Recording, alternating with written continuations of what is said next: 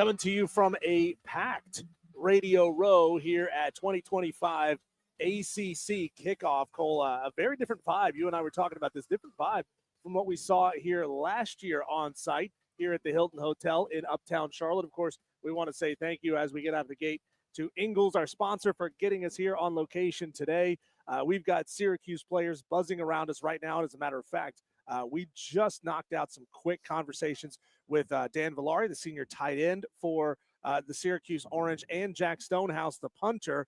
And here in just a moment, we'll be bringing on starting quarterback Ricky Collins, transfer in from LSU to Syracuse. And he, of course, is going to be taking on a familiar foe in Tennessee in week 1 of the season. Welcome into Wire to Wire. He's Cole Bryson. My name is Diesel. Again, man, just a different vibe, a lot of buzz, a lot of energy in this room today. Mike Norvell was here on site. Jeff Brom was here on site. Some big names have been cruising around. Fran Brown as well. He's getting people pumped up and psyched up to be here. He really is, man. What a fantastic day it is. And I tell you what, there is a lot of buzz in this building, in the Hilton and Charlotte Uptown, Diesel. It's so good to be out here, or up here rather, in Charlotte for the ACC kickoff. And I'll tell you this, if days like today and tomorrow don't get you ready for college football, then there might be something wrong with you, because there's a lot of buzz, a lot of excitement, a lot of energy. The ACC's done an incredible job. And to your point, Diesel, thanks to Ingles Markets for being the absolute best, for sponsoring this trip of ours up here. And I'll tell you, if you've ever thought in the 1.5 years or so that you and I have done this show, if you've ever thought we had a loaded show before, well, you have no idea. A jam-packed show today, 9 guests. That's right, not 1, not 2, but 9 guests. Dan Villari, Jack Stonehouse, Ricky Collins, Michael Strickland.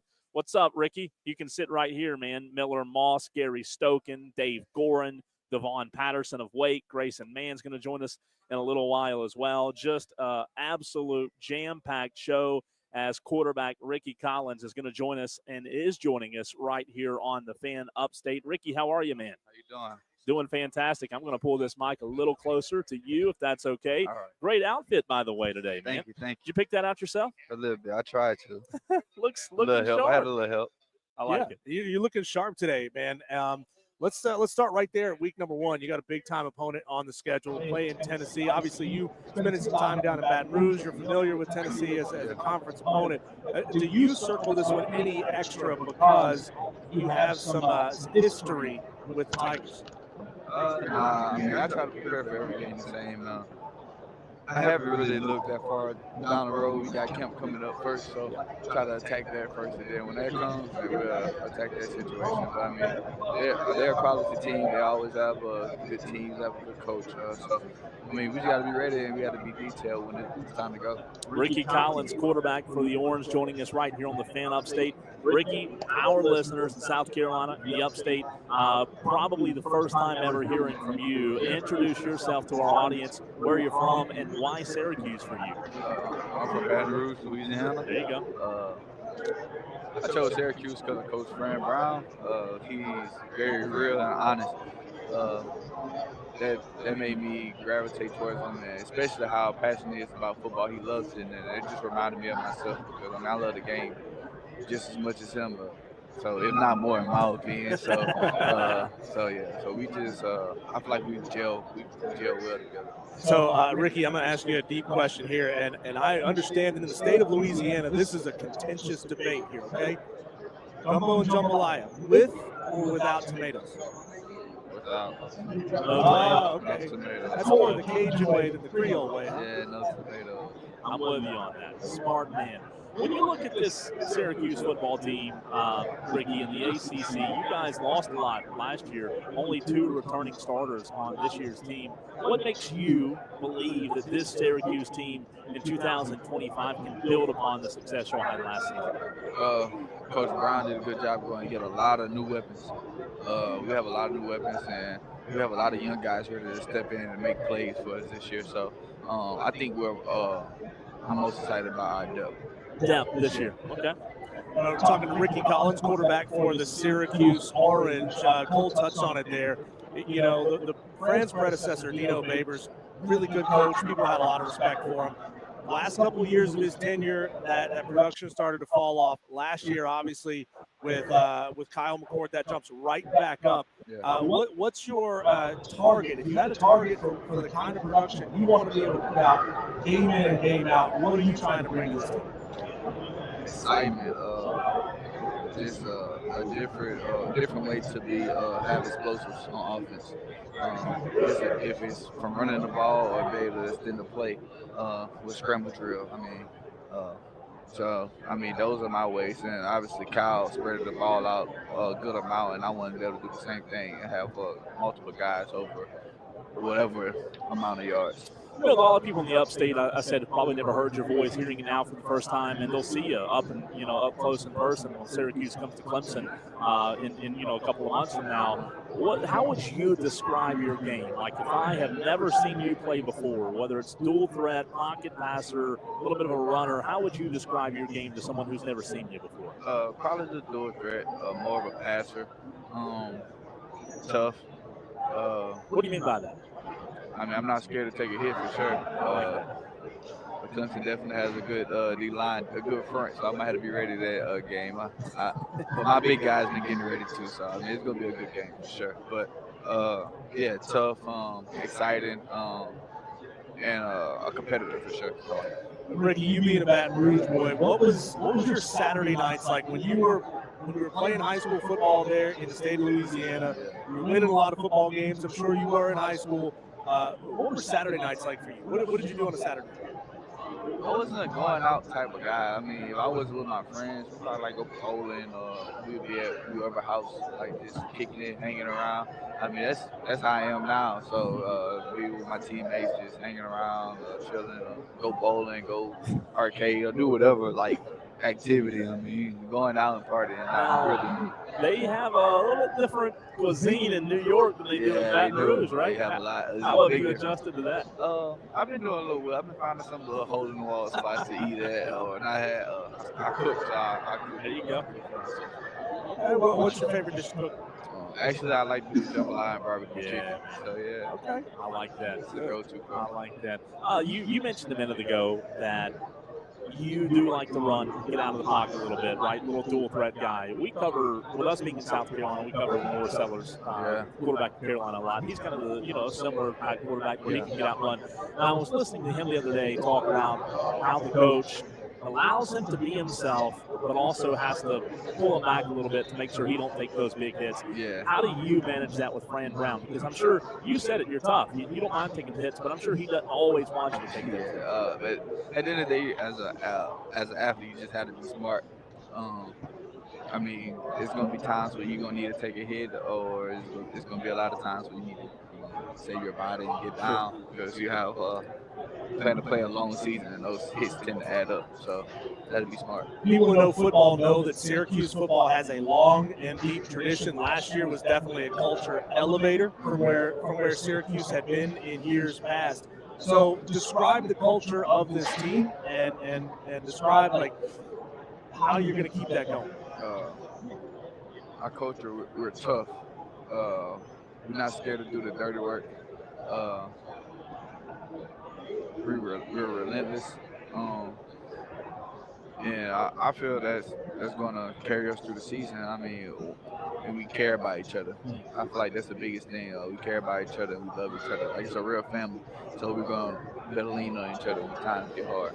No doubt. Ricky, always appreciate you, man. Good luck this season, and we enjoyed our time with you. Good luck, Thank you, guys. Good luck this season. That is Ricky Collins, quarterback for the Syracuse Orange. Great having him on. We were loaded down with guests today at ACC Kickoff. In the very next segment, we'll have Michael Strickland, the ACC Senior Vice President for Football. We're also going to have Gary Stokan, the Peach Bowl CEO, coming up a little bit later on in the show. We'll also be joined by Grayson Mann of TigerNet, too. Yeah, big show. Big show. How about Diesel? Let's see. I have Jack Stonehouse ready to go. We heard from him literally before we went on the air. and Dan Villari. So this makes 3 Syracuse Orange football players. 2 joined us before we went on the air. You just heard from Ricky Collins, the quarterback, super nice guy. You want to go Jack Stonehouse first, the punter? Yeah, let's go Jack. He was great. He was good. Jack Stonehouse, the starting punter for the 2025 Syracuse Orange. Here's Jack. Sitting down right now at ACC Kickoff with Jack Stonehouse of Syracuse football, the punter. And you told us as you're walking up, you are enjoying for the very first time in your life, which blows me away because you're, 20 years old? 19, 20, 23 years old? You've never had a Pop-Tart in your entire life. And you seem kind of like not blown away by it. Yeah, I think it's good, but I guess going 23 years without it, I think I could have gone without it. But they are good. Someone just told me you can throw them in the toaster too. So they are better in the toaster or microwave. What flavor did you have? Frosted cinnamon. Frosted cinnamon. Where are you from, Jack? From Los Angeles, California. Y'all don't have Pop-Tarts in L.A.? I think we have plenty of Pop-Tarts in California. We appreciate you hopping on with us, man. Are you overwhelmed yet? No, I actually kind of like. I mean, obviously, as the punter, I never get this kind of stuff. Sure. So they were fantastic. Okay, well, appreciate you. That was awesome.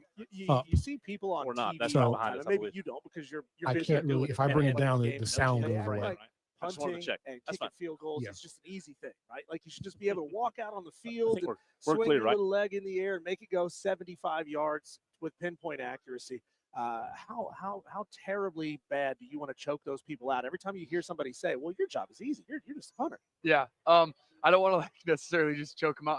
I would want to I'd want to say okay, let's just go out on the field and let's see you do it. Right. And I think it'd be more funny and friendly rather than aggressive. But I think it would just be all right, just hit me up whenever on the weekends. We'll go to the field and we can compete or something like that.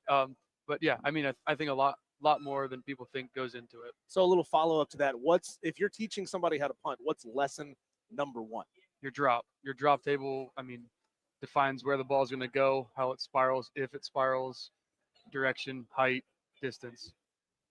Your drop. I don't even know what that means. When you drop the ball, is that what you're talking about? Yep, exactly. Where you place the ball when you're holding it. So it's I usually a little bit above my waist, and it's just you call it the drop table. So your hands right there, and you have to in the exact same place every single time. Jack Stonehouse, punter, Syracuse, joining us right here on the Fan Upstate. We appreciate your time. It was good to introduce myself to you earlier and get a familiar face with you. A lot of you guys. What you got? 5 Q's players today? Is that right? 4. 4? Yes, 4. You, Dan, Ricky. Who are we missing?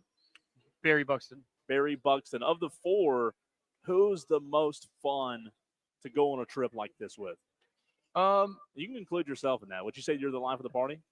I try to do fun things, but I mean, I was rooming with Ricky. I've never roomed with Ricky before.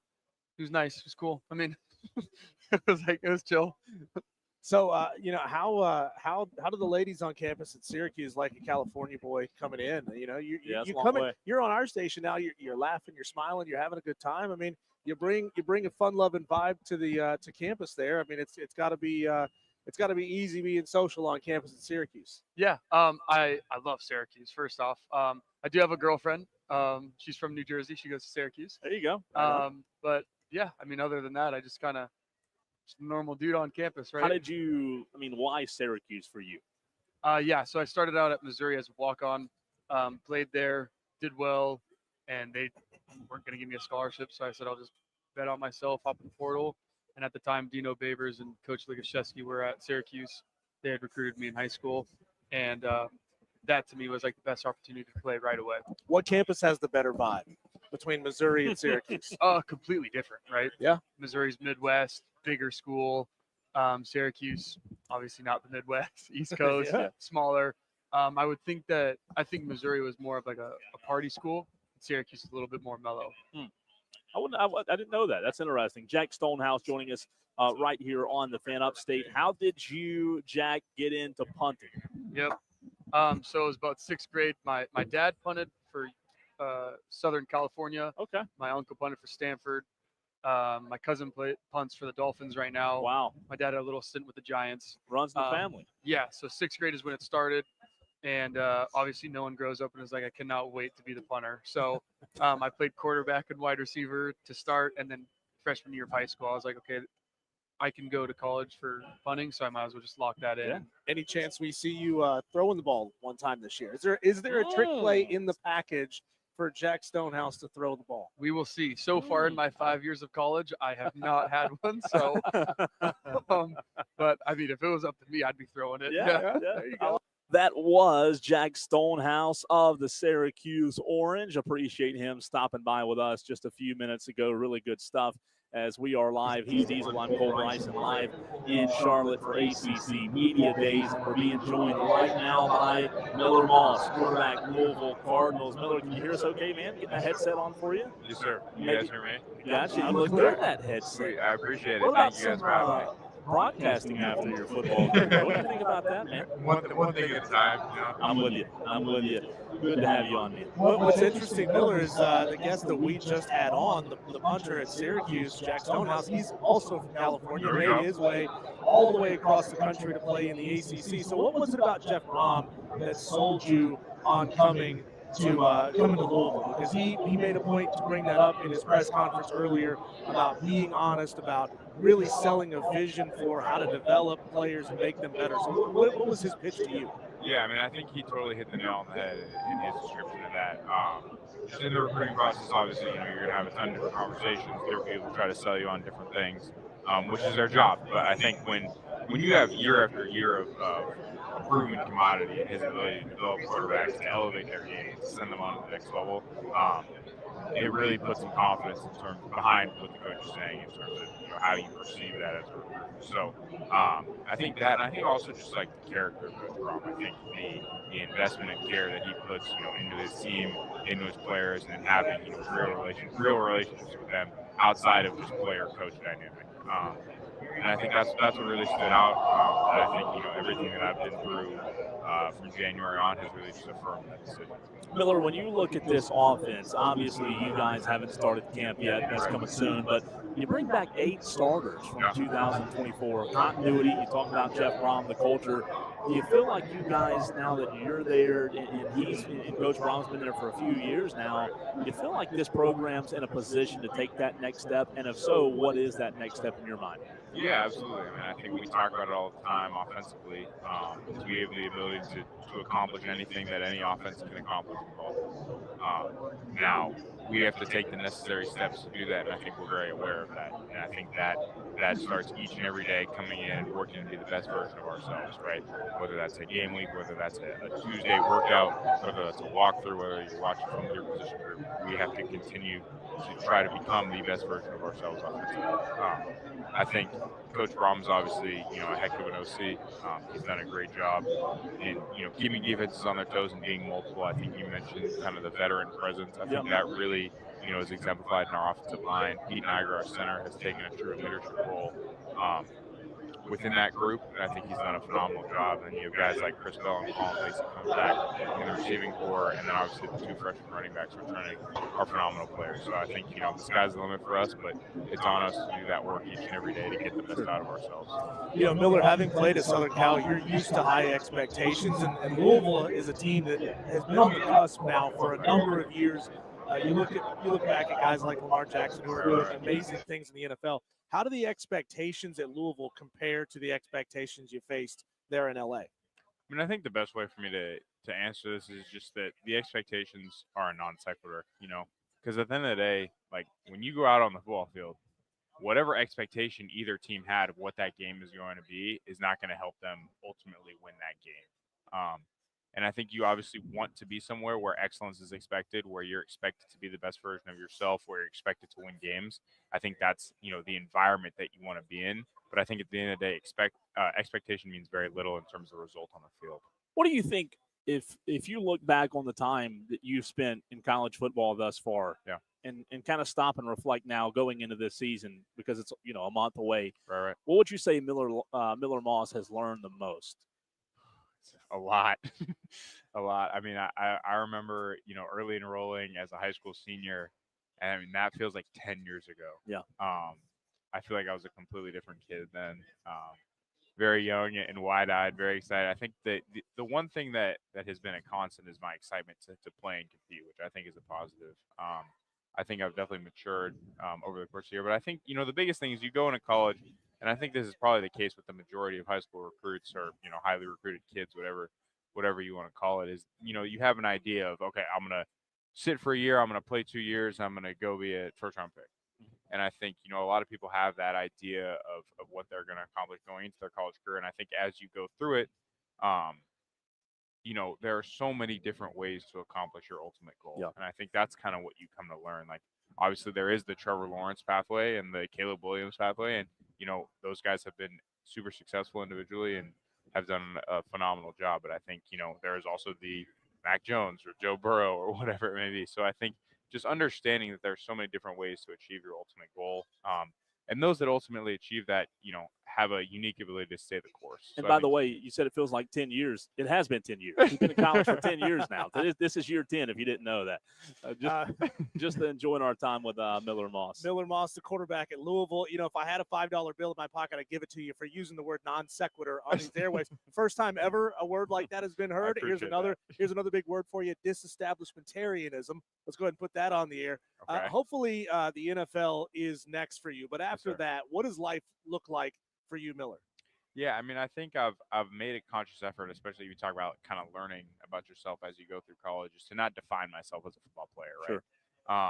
And I think part of that is finding yourself outside of the sport.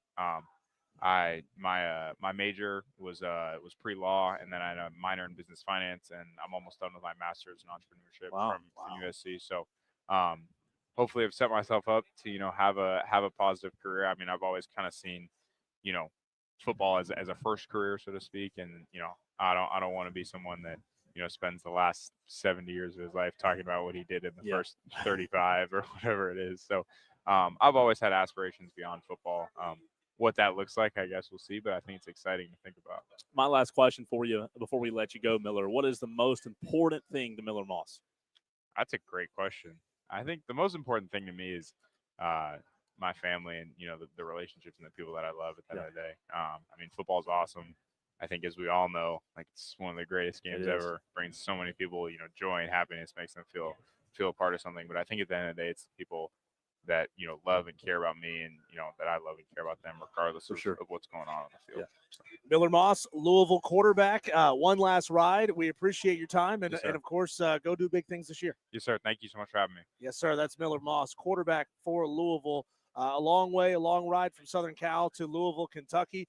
But of course, big things expected for Louisville. 9-4 last year. Hopefully, we'll see him get to that 10 or even 11 win mark, and maybe make the college football playoff. No doubt. Miller, appreciate you, man. Good stuff. Miller Moss, the starting quarterback of the Louisville Cardinals. You just heard him right here on the Fan Upstate. We're going to run to a quick break. We have Michael Strickland on the other side coming up in about 10 minutes or so. ACC Senior Vice President for football. We still also have to get to Dan Villari in the audio we got earlier, the Syrcause Orange tight end. A lot coming up right here on the Fan Upstate, but we will have Michael Strickland from the ACC on the other side. Diesel and I live from ACC Kickoff, brought to you by your local Ingles Market.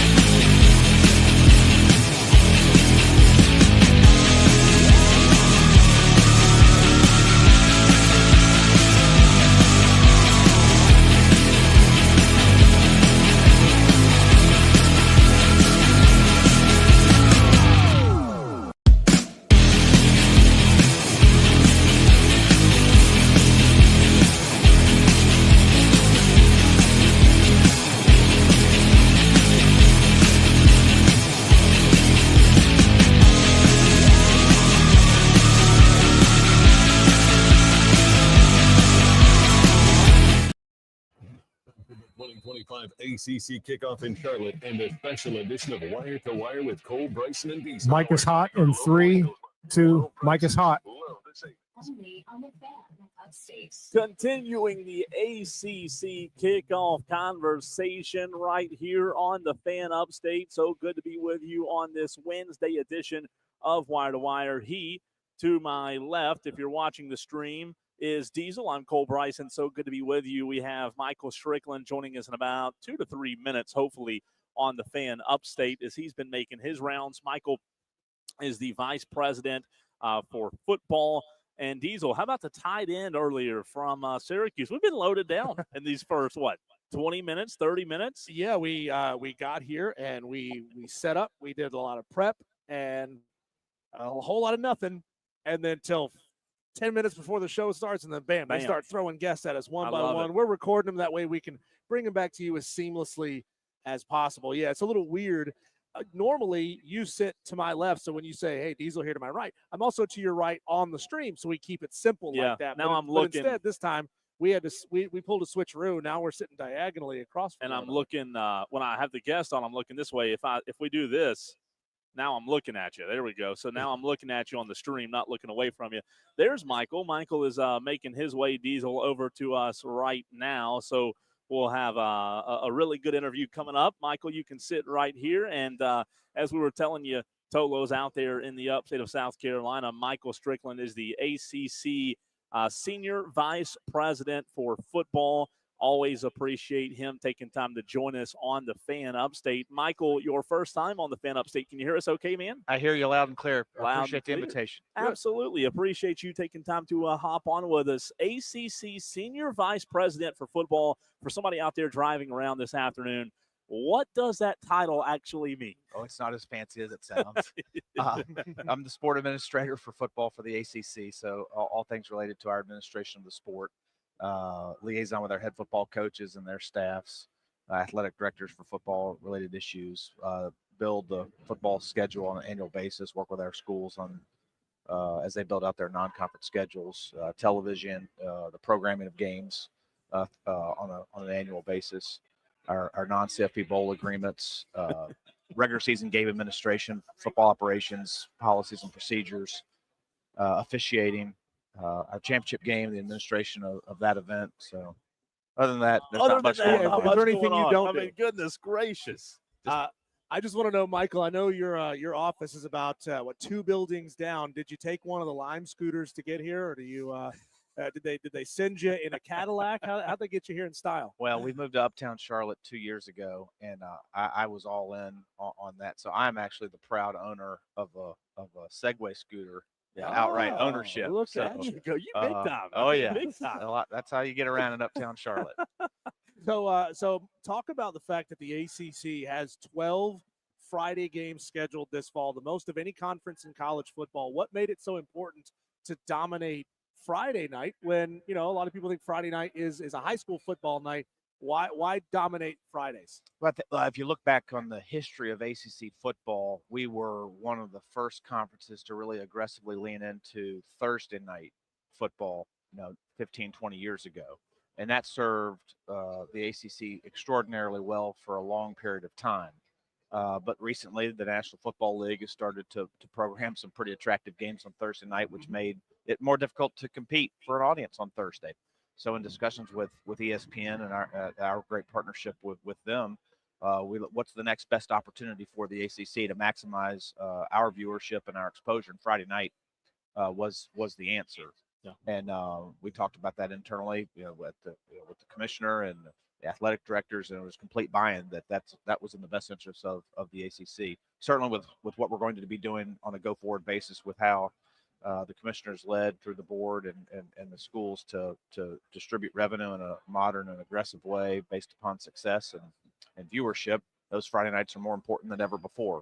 So to your point, we've got 12 most in the country, and we come out of the gate strong, even with some road games. Georgia Tech playing at Colorado on weeknights and such. So those weeknights are very important to us. Sure. For exclusive windows. Michael, and by the way, Michael Strickland, ACC Senior Vice President for football, joining us right here on the Fan Upstate in Greenville, Spartanburg, and anywhere on the free Odyssey app. Michael, you said liaison for football coaches and staff. Can you go into that a little bit, and just in terms of what that part of your job description entails? It's hard to describe. I mean, anything that's on their mind that needs to be resolved. So, if we're trying to convene our football coaches to understand what their position is on a certain topic from a national perspective. For example, if we want to, the discussions right now about the football calendar and closing some of the gaps with the revenue share calendar and the model, like how many transfer portal windows do we have? Okay. We have 2 now. I think there's, we want to move to 1. So we have to understand what their views are on that, and talking through, moderating those discussions and eliciting from them a position. If you're going to go down to 1, well, when do you want it to occur? Do you want it to happen in January, February, March, April? We talk about those types of subjects, a lot. We meet with them once a month in the off season. And then just anytime they've got questions or needs from us to help them run their program. Certainly through the conference, there are certain obligations and commitments we've got from a television perspective, from a scheduling perspective, where we need to work with them to meet our obligations, but also do so in a way that gives each institution the ability and the discretion to carve their own path for what they think is best for them. Gotcha. And we don't always need everybody to do something, but we need 2 teams that got to play on Monday night. Which 2 are they going to be? And so it's just working to build consensus and work in a collaborative fashion to do what's best for ACC football as a collective, but at the same time understand the needs of each individual program and try to help them be as successful as they possibly can.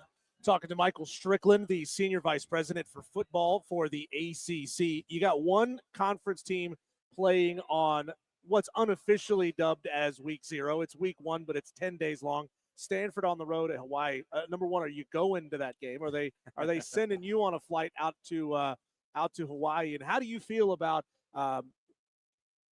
10 days of Week 1? Should there be a Week 0? A lot of people have a strong opinion on that phrase. The Stanford folks were here the other day, and they asked, I'm not going to make the trip. I'll be in our command center down the street since we are handling the officiating for that game, so our command center will be up and running. So that's where I'll be.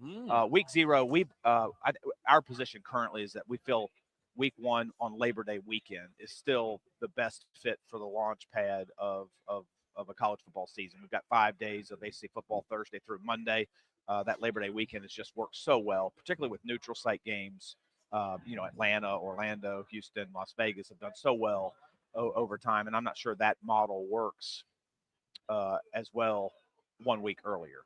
And so under unique circumstances, playing a game or games in Week 0 makes sense. So the Hawaii piece is due to the travel, implications. Certainly we played in Ireland last year with Georgia Tech and Florida State. So helping to navigate those travel demands, having that extra week for an extra open date for those teams makes a lot of sense. We'll be playing in Dublin again next year with North Carolina, making the return game with TCU.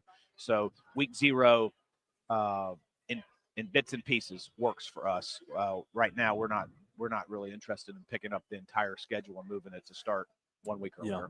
Michael, we had a couple of listeners already ask about the command center. I'm a little bit envious on that too. Can you walk us through? Can you give us a perspective on what that looks like? I'm a little bit jealous, by the way. It is as cool as it sounds. Okay, good. But it's not a sports bar. Okay, gotcha. There's no food. There's no drink.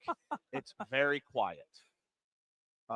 It's a very serious job is being done. Sure. Multiple serious jobs are being done from that room. First and foremost is collaborative instant replay. So we've got our supervisor of football officials, Al Riveron, who's in the room, signs off on every officiating decision. Wow. Made from an instant replay perspective. The 8 guys and gals on the field still make the majority of the calls, but for those plays that are reviewable, the replay official in the stadium and the referee on the sideline get on a headset with the collaborative replay officials in our office to hopefully get the decisions correct in as expedited a manner as possible. We get evaluated not just on whether we're right or wrong, but how quickly we did it. And so officials, I hope we have great sympathy for officials in America. Wow, that's good luck with a deep conversation. Because we can get it right and still get criticized because it took too long. Correct. So just imagine each of us in our line of work if that's the level of scrutiny we were held to. So just put that out there. So we're handling the officiating piece there in real time. We also have our football operations staff there that's to work with our home game management on all game management issues. What if the lights go out? That's happened before. Yeah. What if there's weather coming into the area and we're anticipating a delay? We have to communicate with our television partners for those types of instances. We also are monitoring what is said about our games and our teams on television, and we are trying to be responsive in real time to when a record needs to be corrected. We try to do that. Sure. So it's a rapid response center to protect and advance ACC football. Wow. and make sure we've done everything possible that the team that played the better game wins the game. Yeah. Right. Yeah. So you can confirm that when the referees go under the hood, they're talking about the play, not what they're going to have for dinner later on that night. They're working on 100% it. Okay. confirm. I'm going into my 13th season, and I've never heard a conversation on that headset yet. other than what they thought the right decision was. So going down that pathway, though, Major League Baseball just implemented automated balls and strikes in the All-Star game. The NFL is implementing Hawkeye technology, and they're beginning that. Do you see a future where it becomes implemented into the college game, where that technology gets used more and more? And, you know, if you had to put a ballpark on it, where would you say, how far out would you say we are from that making its way in? Oh, I'm sure that's going to happen at some point in time. That's very expensive. We probably won't be the trailblazers there. I think we'll probably let Park Avenue, work out the kinks on those types of things first. We also have one of our biggest challenges is the scale of things. At the National Football League, they've got 32 clubs. Sure. And so rolling out 32 sets of cameras throughout venues is one thing. Well, we've got at the Power 4 level 65, and you go through all of FBS, you've got over 100, nearly 150 teams and stadiums. So that's sizable multiple there. And so we have just unique and different challenges. So I hope they have a lot of success. We have great collaboration with Troy Vincent and his staff and football operations at the NFL. And so if they figure out a better way to do things, and we will always want to know about that. And if there's a way that we can within reason, implement it for the betterment of our game, we're interested. Michael, my last question for you. I don't know how much you can speak on it, but we saw some news yesterday out of the ACC with new safety procedures. It hits home locally with us, being in the upstate. Clemson's one of the teams we cover. They gather at the Paul at the end of the game, rush the field. That's what it's rushing the field is what I call it. They call it gathering at the Paul. Some new protocols that might impact that. For those Clemson fans listening, can you kind of shed light on that a little bit? The new policy does not prohibit the gathering at the Paul. We're just asking that maybe we not gather quite as quickly after the conclusion of the game so that the visiting team and officials can get off the playing enclosure safely and without incident. That's for the safety of the players and the officials, but also the fans. We've just seen too many instances where there's been even unintentional. I'm not suggesting that it's always been intentional, although we have had some intentional incidents where we just need to get those the visiting team's got to get out of there. And then after 30 seconds or a minute or so, let's have a lot of fun. Sure. And enjoy that great tradition at Memorial Stadium, but just in a little bit more controlled and restrained way for the safety of everybody involved. Michael Strickland, ACC Senior Vice President for Football, joining us here live on Wire to Wire with Diesel and Cole Bryson. I know you've got a lot more to do today. Your talking day is not done, but we appreciate your time, of course. Thanks for your time. Appreciate your coverage of ACC football. Appreciate you as well. Thanks, Michael. Thank you. Thank you. Diesel, we did not get to Dan Villari earlier in the show, senior tight end for the Syrcause Orange. Want to get Dan on the other side? Let's do it. Let's try that next. Dan Villari, again, senior tight end for Syrcause football, next here on Wire to Wire with Diesel and Cole Bryson as we are live at ACC Kickoff.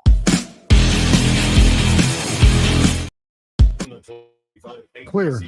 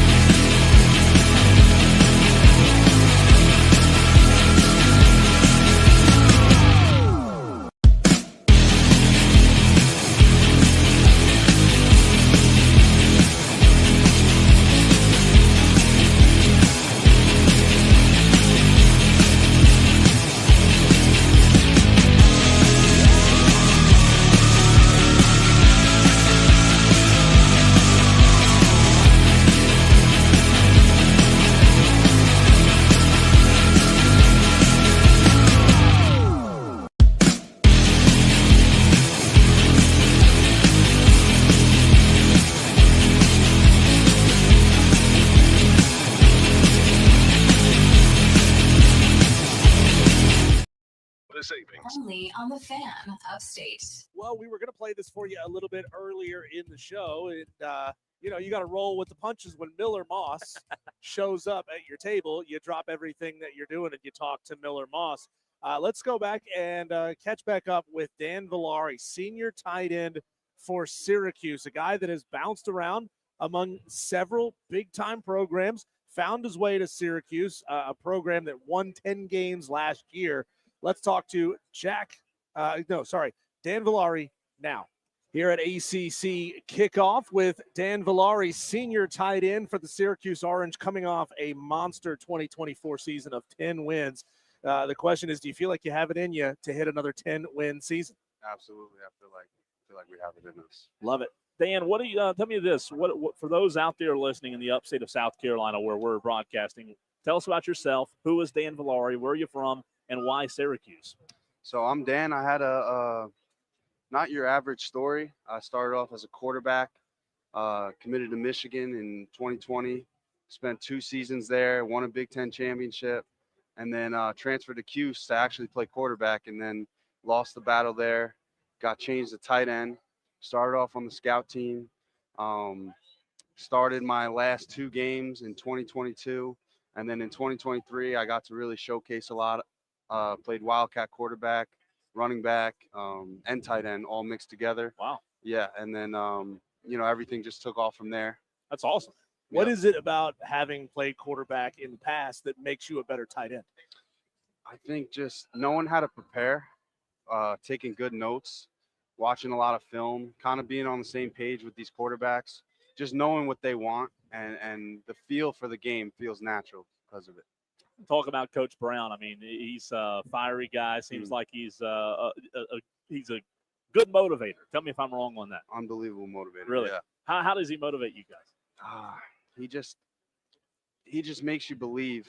He sets out plans, and he does it with such intent. Like he just really means it in his voice, and he has a plan for each and every single guy, and all he wants to do is make us execute that plan and achieve our goals. That's all he wants. Is there any particular game that you have circled on the schedule? Obviously, starting with Tennessee is huge, but does anything else hold any special significance to you? No, I wouldn't say that. I would say just the first one, just because, it's the first time we get to strap it up and play against another team. Yeah. So I'm excited for that. Thanks, Dan. Appreciate you, man. Thank you. Good to see you. Good luck this season. Thank you. Thank you.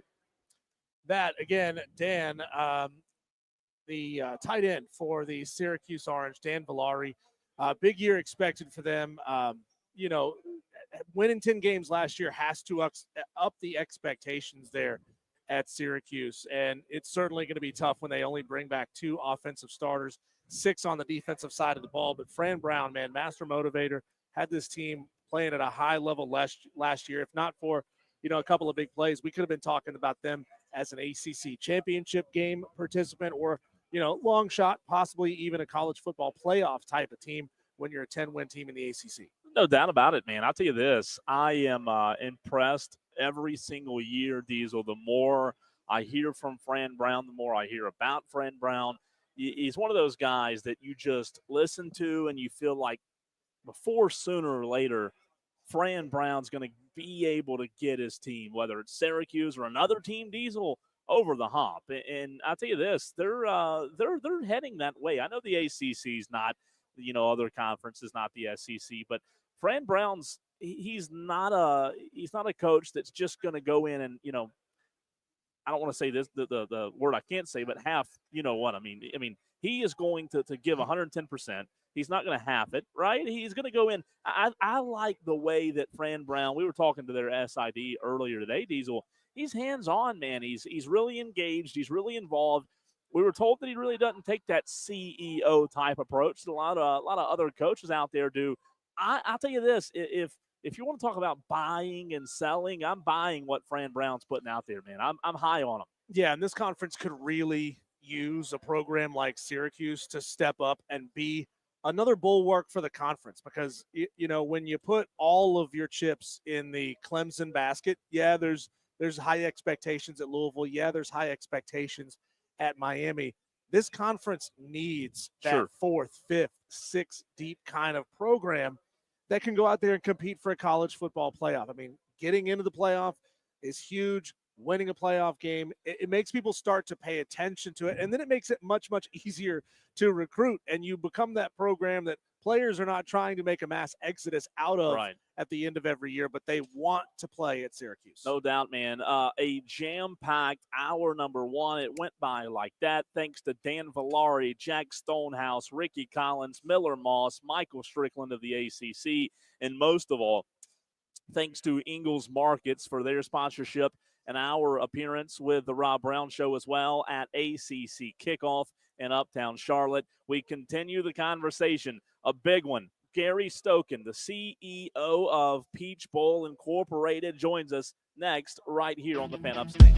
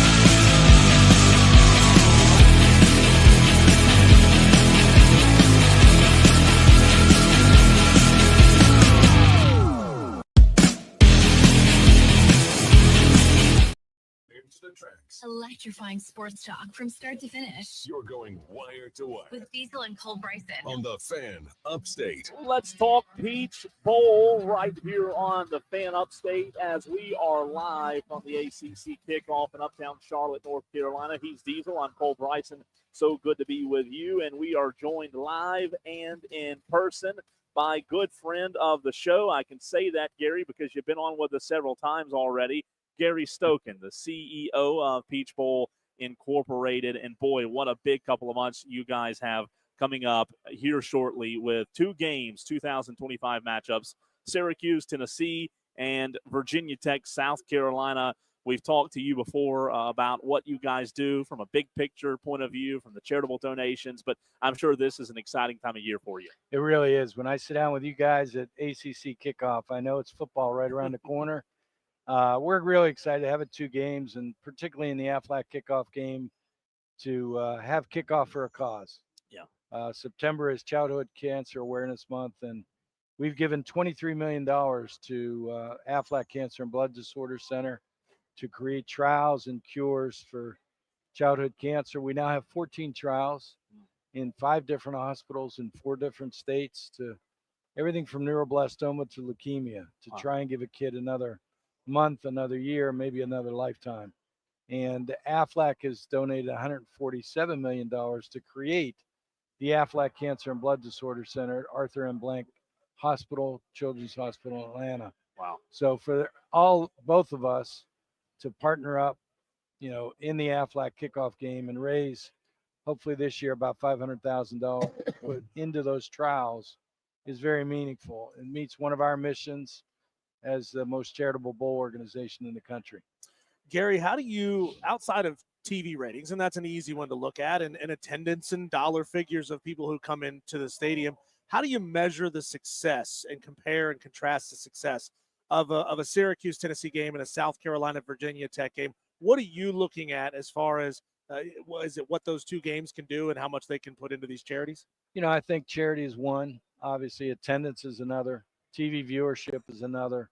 And then, if you look at these two games and our Chick-fil-A Peach Bowl semifinal this year of the CFP, and you put those 3 games, will do $100 million in economic impact, which translates to about $6 million going back to the city in tax revenues. So from a tourism side, if you add that plus the SEC championship in Atlanta, 4 of the 5 largest conventions in the city of Atlanta, which is the 4th largest convention town in the United States behind Orlando, Chicago, and Las Vegas, will be college football games. That's how important college football is to the city of Atlanta. That's big time. It really is. And it's really impressive to hear about the charitable donations. I mean, it's almost like when you say donations, it doesn't do justice for just how much you guys, and you talk about Aflac and other organizations that give. It really is awesome to see that a game that we all love as much as football can be is a good tool, Yeah, we're using college football for the greater good. I love it. Yeah. I love it. Let me ask you this question. When you look at this matchups, Diesel will get into the South Carolina, Virginia Tech, but Syracuse, Tennessee, August the 30th, Saturday, opening the season off. Syracuse, we talked to 3 of their players literally an hour ago. Fran Brown's awesome. I mean, you could run through a wall after listening to him. And then, a SEC blue blood, Josh Heupel in Tennessee. You got to be excited about this one. Yeah, 3 of these teams, they finished in the top 20 last year. Fran's done a heck of a job at Syracuse already. Josh has taken Tennessee from really the dredges to now being in the playoff last year. And obviously they have higher goals as well. So, yeah, we're really excited. There'll be a lot of orange in Mercedes-Benz Stadium. We're looking forward to having a sellout in both games. And this game will do a lot for Tennessee and Syracuse as they move down the road for the playoff in the CFP selection process. Same with South Carolina, Virginia Tech. So, it's a great way to start the season. Great causes. Great for the city of Atlanta tourism over the Labor Day weekend. And great for the fans, not only that can attend, but they can watch on TV and see a great game as well. Gary, how involved do you get to be in selecting the matchups that make your Aflac Kickoff games? Do you sort of pre-select events that are already on the books, or Do you get to sometimes, have a little bit of controlling hand and say, hey, it'd be cool to have that team and that team be in this thing? Yeah, it's been a real fun part of my job is putting this together. So back in 2005, when the BCS said we're going to add another bowl game beyond the Rose, the Sugar, the Orange, and the Fiesta, we made a strong bid, us in the Cotton Bowl. Didn't win, and the next year, the NCAA legislated a 12th game on the college football schedules. So I'm a competitive son of a gun. I went to my board and I said, look, if they're not going to listen to BCS on the backside, we're going to start the BCS on the front side. So I went to Terry Don Phillips, who was AD at Clemson, and they were going to have Spiller in that group and top 10 team. And I reached out to Nick Saban, who was a friend from LSU, was at Alabama in his second year at Alabama, and said, Nick, I'd love to have Alabama come over and play. They were borderline top 25 at the time. They had just finished Nick's first season 7-6. People forget that. But Alabama came in and beat Clemson, and we had a sellout. We had huge TV viewership. And, we basically started the BCS on the front side of the season. And that's what I called it. And I got a cease and desist letter from Daytona 500 saying, please quit using the Daytona 500 of college football. But that's what we were doing. We were creating a big-time event on the front side of the season. And we've been able to do that successfully for 18 straight years. And, it's been fun for me because I pick the teams and negotiate the deals. And, every one of these games is like your kid. It all has a different story to it. It's like a Rubik's Cube trying to put it together. And but it's been a lot of fun. And I've even had two coaches here talk about, hey, we got to get in the kickoff game. And so, we started to look at their schedules, talking about moving forward, whether we can get them in our game. So I want to ask you about the charitable donations that we've asked you about. You said something interesting there, that you have a large hand in picking the teams and choosing the teams. What about when it comes to picking the organizations? I mean, you guys did $65.8 million in total donations. You talk about the Peach Bowl Legacy Fund, right? John Lewis Legacy of Courage Scholarship, the Atlanta Public Schools. You guys have several charitable organizations that you give to. How does it work when you look at who gets what and what organizations you get to impact? Yeah, we created a contribution policy. And so we have 4 pillars. One is childhood health. That's where the cancer center comes in. 2 is the Lions Lighthouse, which founded us. So we created an event for them every year. It's a fundraiser where we'll raise about $300,000 a year for them.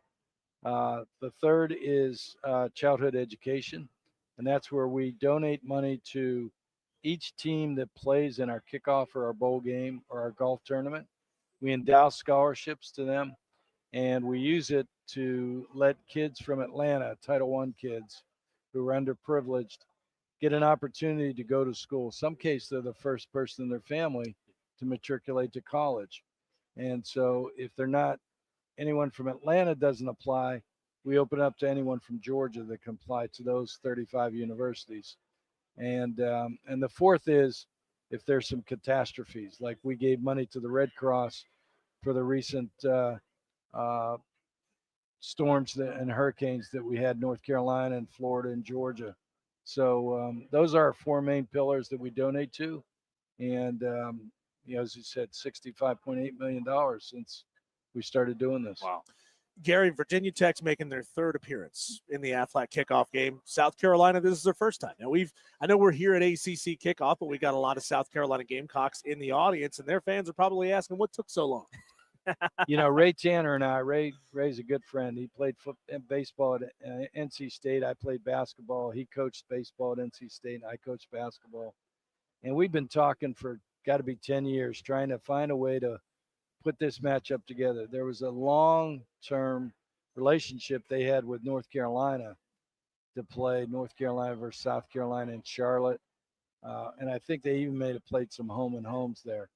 And once they got past that, this year popped up as an opportunity. We got ahead of it, scheduled this, and then unbelievably, we had the opportunity to bring Virginia Tech And so the Beamer Bowl was created where we're going to honor Frank and Cheryl Beamer before the game. Frank's going to do our invocation. And I know Cheryl's going to probably be wearing the garnet of South Carolina for the game. You know, it's really interesting you bring that up with Frank Beamer and his son Shane at South Carolina, who's done a really good job in his short, stint in Columbia. When you look at the SEC as a football fan, what are your thoughts on a program like South Carolina that outside of the Steve Spurrier era really hadn't been at the top of the college football game, but last year we saw just how good they were. Do you feel like his dad did, Shane can also elevate that program's success? Yeah, I go back to South Carolina. When I worked for Adidas, I had George Rogers wearing Adidas shoes and Herschel Walker wearing Adidas and those great matchups. And South Carolina's fans were always impressive to me. They're some of the most ardent fans, even when South Carolina wasn't very good. Sure. Then Lou Holtz comes in, does a great job. Steve Spurrier does a great job. And now Shane Beamer is taking it to another level where I think Shane's probably the most underrated coach in America. Wow. I think he's done more with less over the last 4 years that he's been there. And you couldn't find a more quality person, a better developer of people and players than Shane Beamer in the country this year. And he learned a lot of it from Frank, who between Frank and Shane, I'm not sure there's two nicer quality people that have ever coached the game of college football. Gary, can we get you to venture a prediction in these two matchups? Syracuse, Tennessee, South Carolina, Virginia Tech. I know the SEC kind of eats the ACC for lunch a lot of the times, but these are two ACC teams that could give them a run. Yeah, I'm rooting for 2 overtimes in each game. There you go. And 2 sellouts. So that's my my goal, my hope. It's really interesting when you look at these early season games. I want to know your thoughts before we let you go. I know we're short on time, but you talked about the BCS a few minutes ago. I remember South Carolina, Virginia Tech, or even Clemson, LSU, first game of the season. If you lost that game, you were in trouble. Now with the expanded playoff, 12 teams, it's not necessarily the end of your season. Do you feel like that where we are now is a better spot than where we used to be? Yeah, it's a great point. I think the biggest thing the 12-team playoff has done is it's allowed about 40 teams to be really looking at getting in the playoff deep into November. And prior to that, as you mentioned, in the 14 playoff, if you lost a game in September, you were in trouble. Yeah. So we've expanded attendance at games because more teams are in the playoff hunt. We've increased viewership of games because there's more interesting games in November now because of the pending playoff opportunities. And so we've grown the game of college football. And so that I think the playoff's been tremendous for the game of college football. Now we need to get our arms around and put guardrails on things. We need to get some legislation, from Congress. We need to get the transfer portal figured out with one transfer portal window. So there's a lot still to do. We need to get the 8 and 9 games from the ACC and SECs figured out. We need to figure out what the playoff looks like from 26 to 31. There are so many issues going on in college football right now. But college football still remains the second most favorite sport in this country, only behind the NFL. Sure. My estimation, what we should do is we should get together, combine our TV assets, go to the TV market as one. We could get a lot more in TV revenue. We're probably collectively maybe about $5 billion in TV revenue. The NFL is $10 billion a year in TV revenue. We're the second most favorite sport. If we went together, we'd probably be about $7.5 billion. Wow. Which would add a lot of money to do a lot of things in college sports. But I don't know that that's going to happen because each of the commissioners go their own way. And I think that's one of the big parts of the problem in college athletics, that we don't have a united commissioner and the united office of college football. In my estimation, they should have a commissioner of college football, college basketball, college women's basketball, and college baseball. And I would have a board that would be comprised of 2 ADs, 2 commissioners, 2 players, 2 coaches, and let them be the board to support that group that's focused on that sport and what they do with that sport. And then I would take the Olympic sports and I would put them under all the national governing bodies. So I would take swimming and diving and put it under USA Swimming and Diving. I'd take USA Gymnastics, let them manage gymnastics. And that's that and a nickel won't get you, a lollipop, but that's my perspective on what we should be doing. So going down that road just a little bit farther, like not only we are talking about expanding the playoff one day, we're also talking about what that looks like. And Greg Sankey and Tony Petiti, they're at odds. As you look at it from the perspective of somebody who's organizing, matchups in this, does it really matter to you either way, whether it's a 5+11 or a 4-4-2, whatever that may be? It doesn't in one way, because our goal is to remain a part of the playoff and host quarters and semis as we're doing now going forward. I want whatever's best for college football. If that's 5+11, I think they are making or the 4-4-2-2-1-1, whatever they decide, hopefully is the best interest of college football, and the Chick-fil-A Peach Bowl can still continue to host quarters and semis. I do think that changing the seeding this year and the last year of the 12-year original agreement from buys being team 1 through 4 rather than teams that win their conference, right? I think that's a good move. I think that's a good change. But by December 1st, they've got to make that decision, and we'll see what the commissioners come up with. Gary, we always appreciate your time. We know you got a lot going on. Thank you for having us. We love it, and we hope to see you out there one day. Yeah, come visit us in Atlanta. Hope to see you at the CFB. Absolutely. Chick-fil-A Peach Bowl semifinal game. Thanks, man. Appreciate you. Appreciate Gary it. Thank you, Gary. Appreciate you. That is Gary Stokan, the president and CEO of the Peach Bowl, and we always appreciate his time, as we usually get a chance to bring Gary on. Sometimes twice a year, early in the season and late in the season as we get closer and closer to bowl games. The good thing is next time we have Gary on, hopefully, as has been our pattern, that means we're getting right up close to bowl games, and it's getting real at that point. He's got it all figured out, doesn't he? I mean, when you talk about I'm not just kidding because he left us and pumping him up. When you talk about the issues with college football, I like what he said. I really do. I thought he hit the nail on the head. And with the playoffs, Diesel, and everything that's going on, I absolutely loved it. And maybe Gary Stokan should be on that. I mean, he knows what's going on and what needs to happen, right? To be Gary Stokan is a great thing, but also the gentleman who's right behind Gary Stokan, he's Chick-fil-A Santa Claus. Like, he's rolling up saying, "Here you go, have a sandwich on us." And of course, we'll take it. We appreciate that. So looking forward to having Gary Stokan on every single time that we do. And I'm telling you, man, the state of South Carolina needs a good showing in this matchup, because it was not such a good showing last year. I think they will. When a South Carolina-based team made their way down to that. That's right. No, I think so. I think South Carolina shows up, and I'll tell you what else. I think the South Carolina fans show up in Atlanta. I think that game's going to be packed.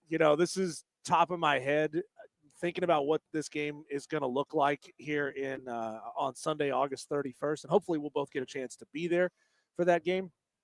I think South Carolina's going to smoke them.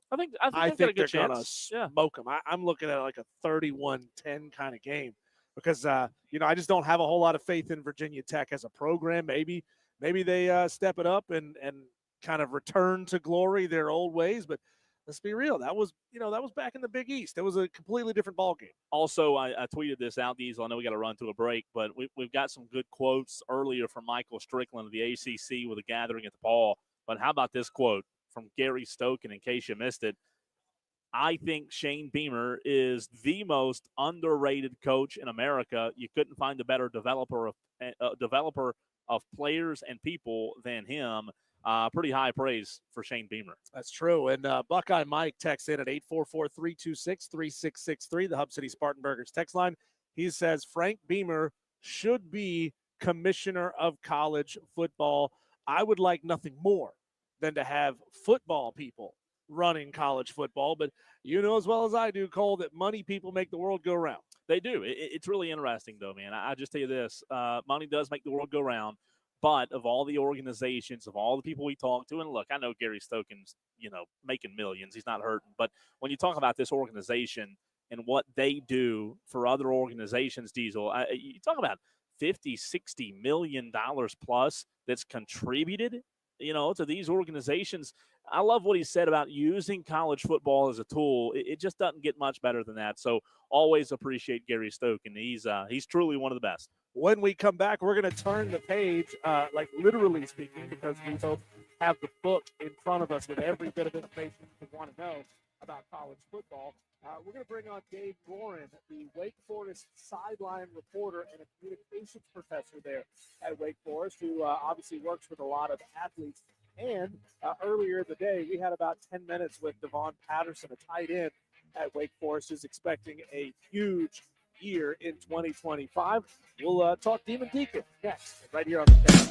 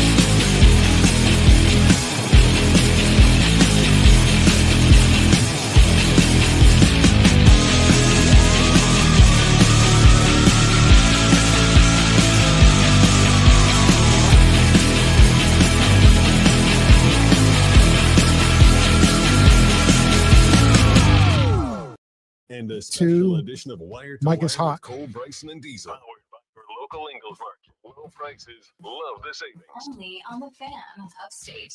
Well, we talked about Syracuse earlier being a new look type of program, and that is the norm for a lot of the middle to lower end at a lot of Power 5 schools. The best players, they want to try to move on, they want to try to move up, apply their skills at bigger and more prestigious programs. And so, you end up with a lot of programs that are stocked with players the fans simply don't know. And Syracuse, like we said, was hit hard by that from the 2024 to the 2025 season.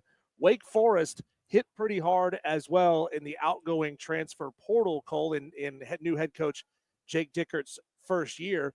But they do have a little bit more coming back. And if you look at, 5 offensive starters and 6 defensive starters, that feels like kind of the norm, right? What we used to get in a transition year, though, when in a time before the mass exoduses of college football. But some big names are making their way to Winston-Salem.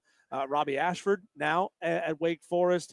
Deshaun Purdy from Charlotte is now at Wake Forest. Sterling Burkhalter from Cincinnati makes his way to be a wide receiver. It kind of puts just a big old question mark on the schedule for a team like that.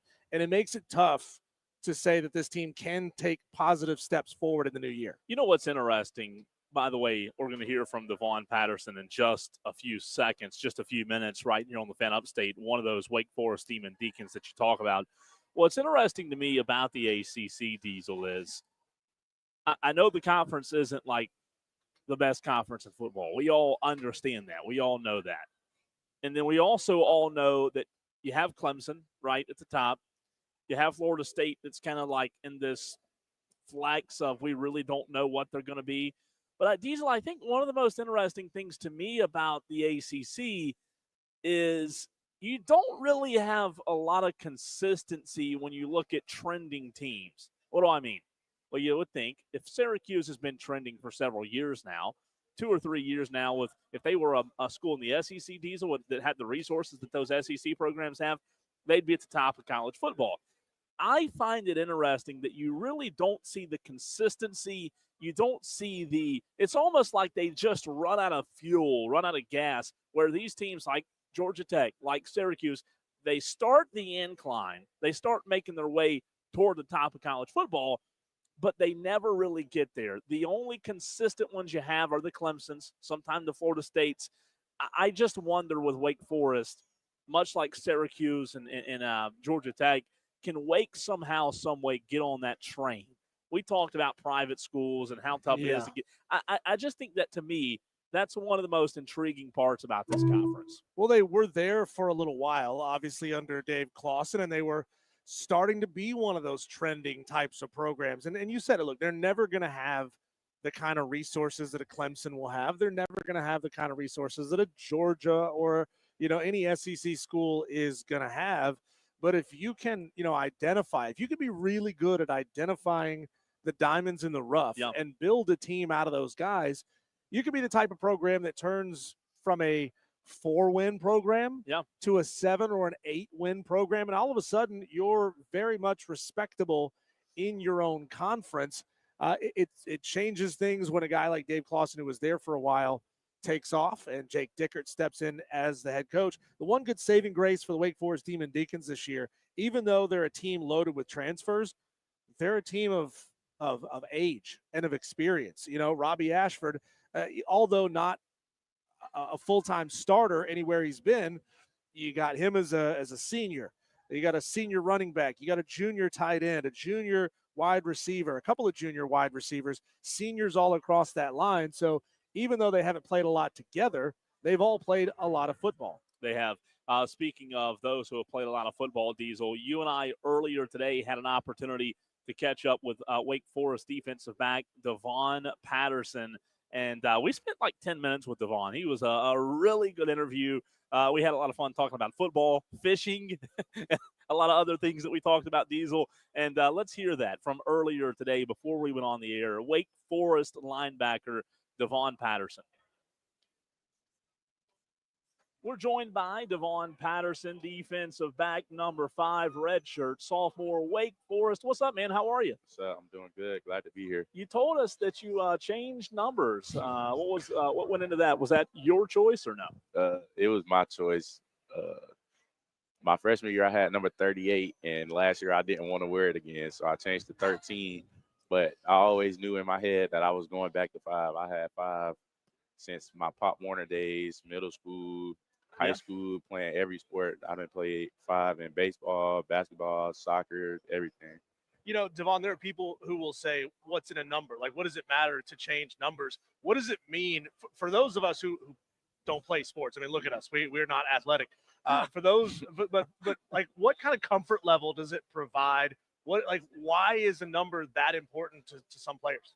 It's definitely very important to me. You know, like I said, I've been wearing number 5 since I was 5 years old playing Pop Warner ball. So just going through like 15 years of wearing the number 5, like, it's very comfortable for me. So I just feel much better being in it. And I always knew, like, by the time I got to this position or this level, that I would definitely want to go to 5 as soon as I could.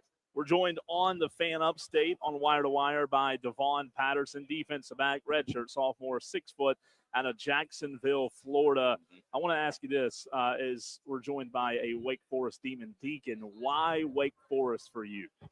Wake Forest, they took a chance on me. You know, coming out of recruitment, I was recruited mostly as a linebacker because they thought I wouldn't be fast enough and things like that. But Wake Forest took a chance on me with Coach Adams and Coach Clausen, and I'm still thankful for them. And just getting to Wake Forest, you know, it's been a very great experience, very great environment.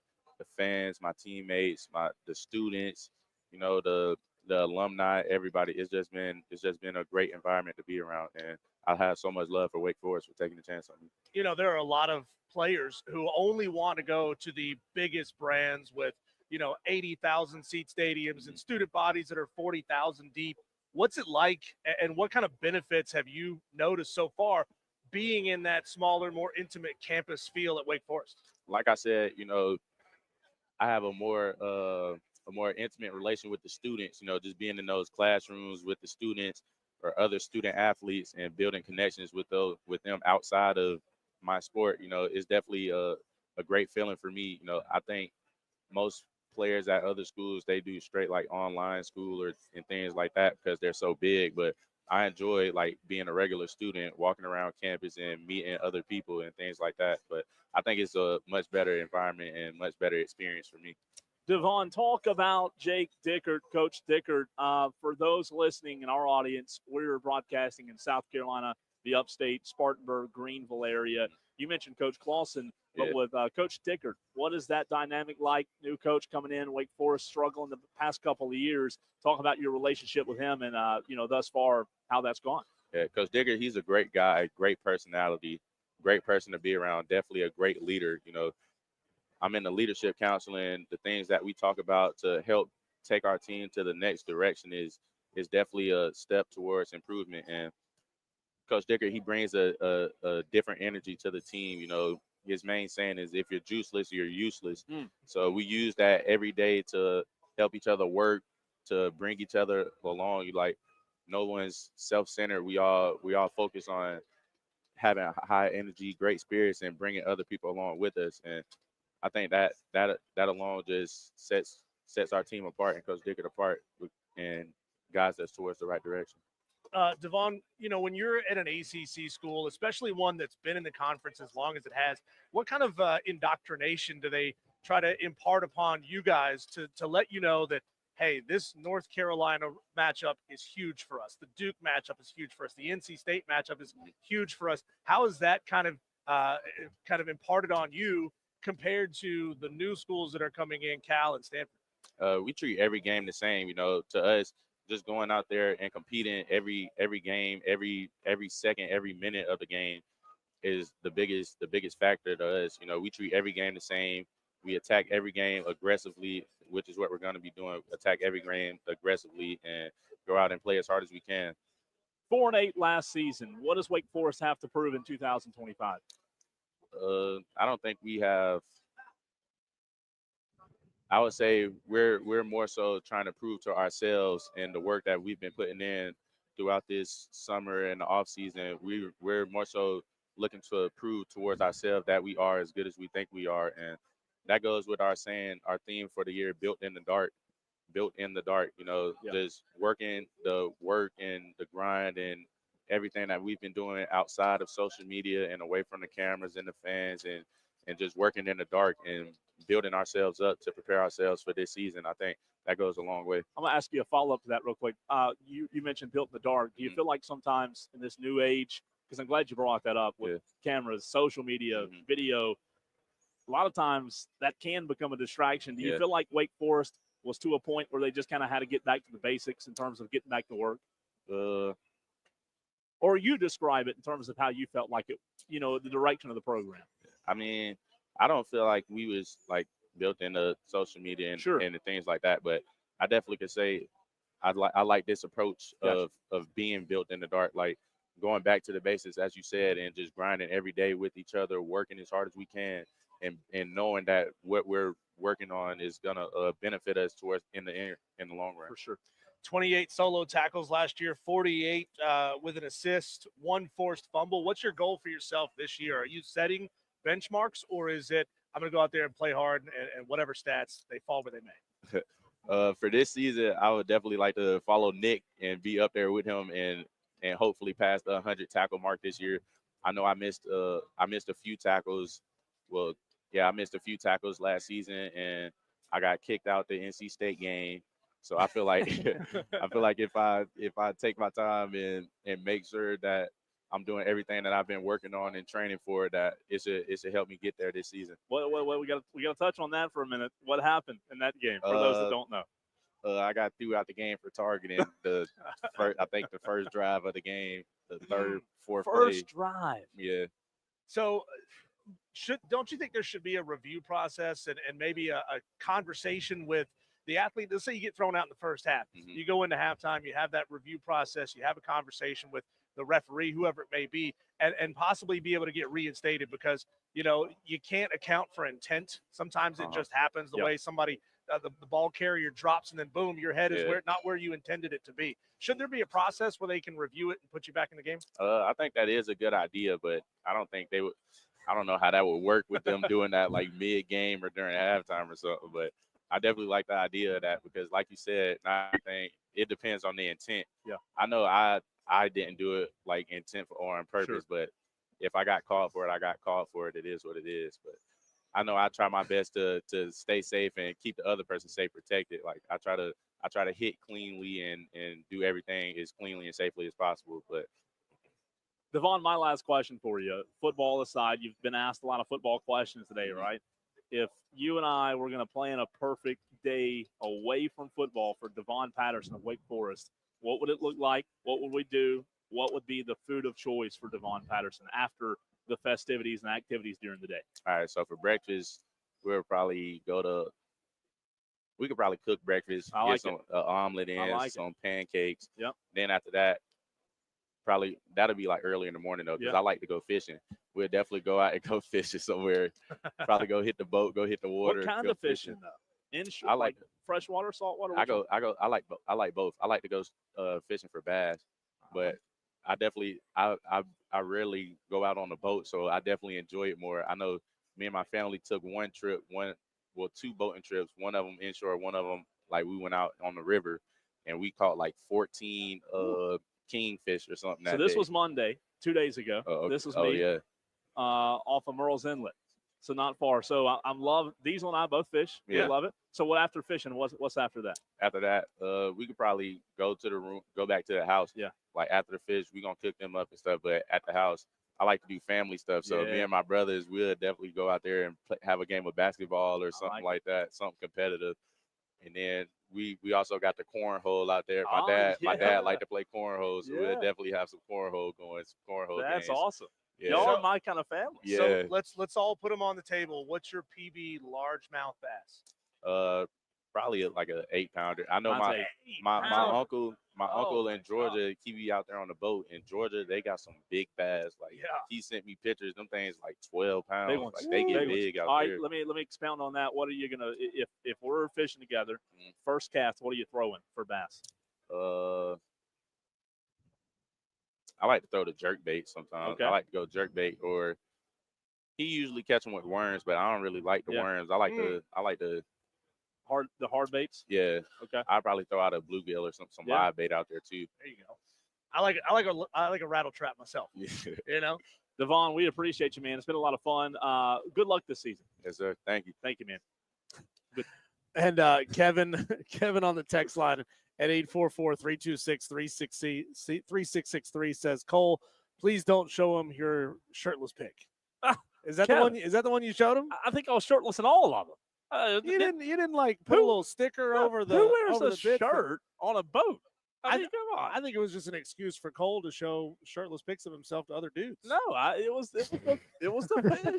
He was so much fun though. Devon was a lot of fun. He I think of the other interviews today, he was my favorite thus far. Wake Forest is interesting. They look 4-8. Diesel, you mentioned a season ago, man. They they have a lot to prove this year. Returning 5 starters offensively, 6 defensively, and Jake Dickert, first year at Wake Forest. It's going to be interesting to see what Jake Dickert can do in his first season. Yeah, he played some wide receiver at Wisconsin, Stevens Point. I don't know where Stevens Point is in the state of Wisconsin, but hey, just because you didn't play at a big school doesn't necessarily mean that you don't know ball. He has some experience at Washington State as a coach, but his first year as a head coach at Wake Forest, coming all the way across the country.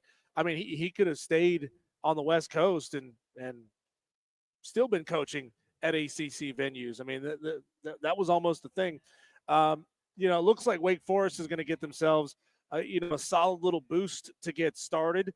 Kennesaw State and Western Carolina both headed to Winston-Salem.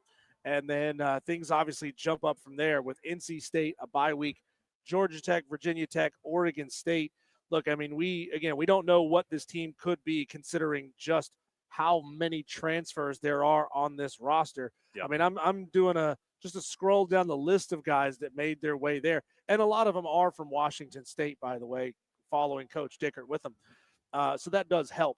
But, it's going to be tough.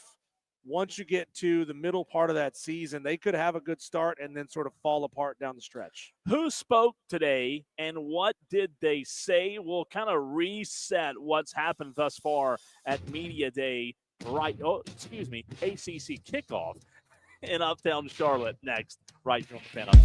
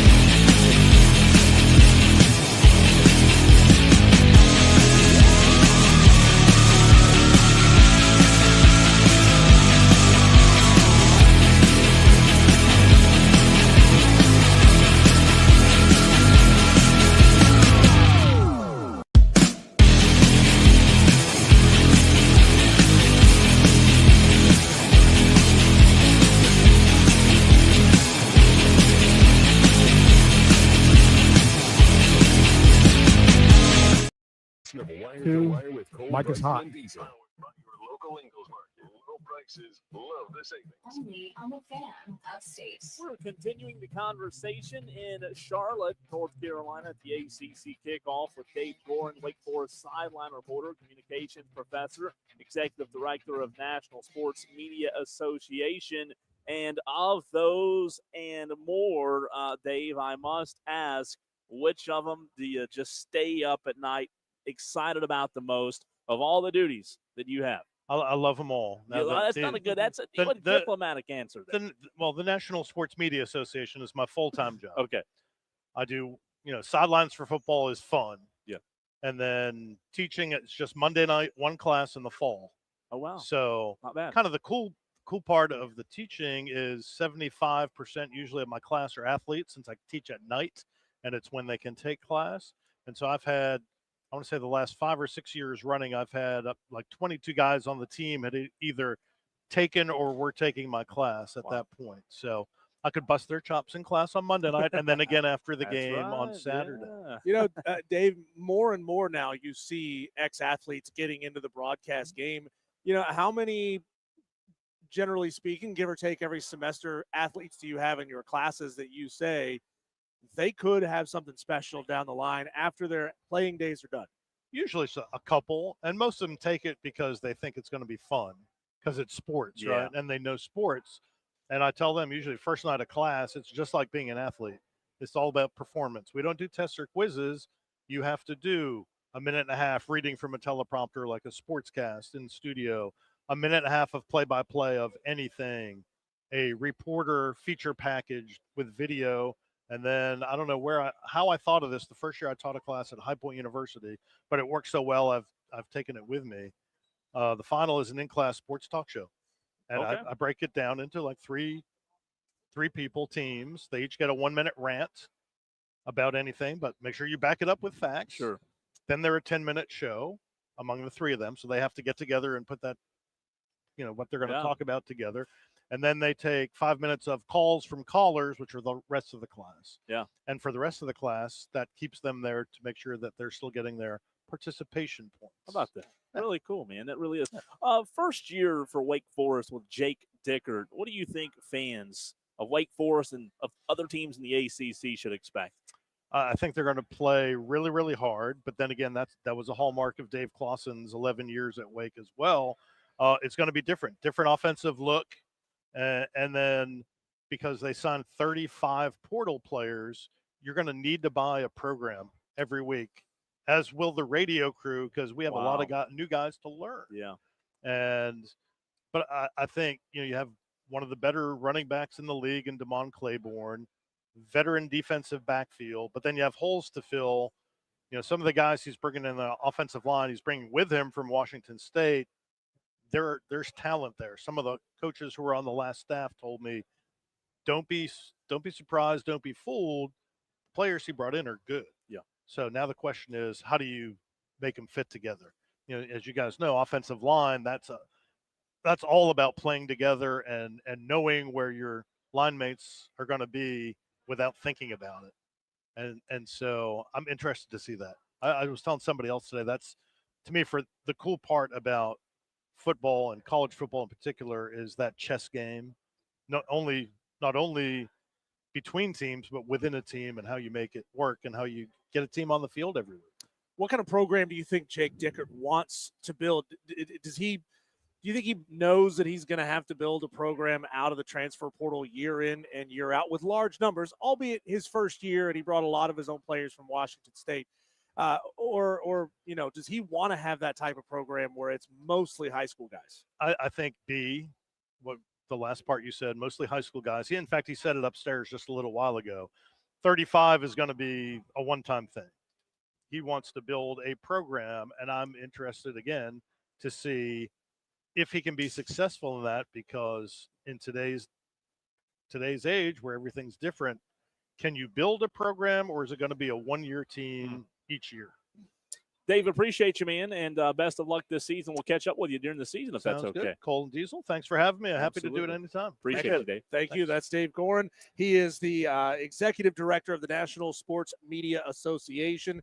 There's not enough room on his business card to put everything he has to do on a daily basis, so we appreciate his time. And when we come back, Cole, let's jump into the local conversation. The Clemson Tigers coming up a little bit later on in the hour, by the way, we're going to have Jason Mann of TigerNet.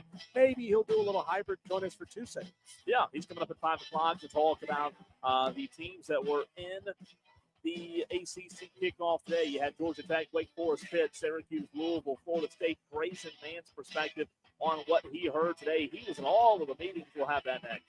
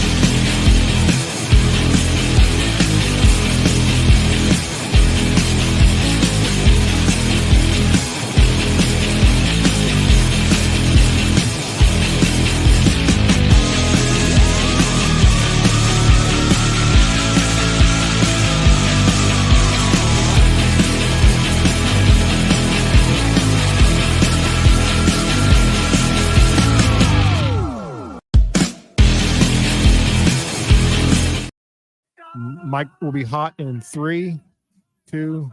Mike is hot.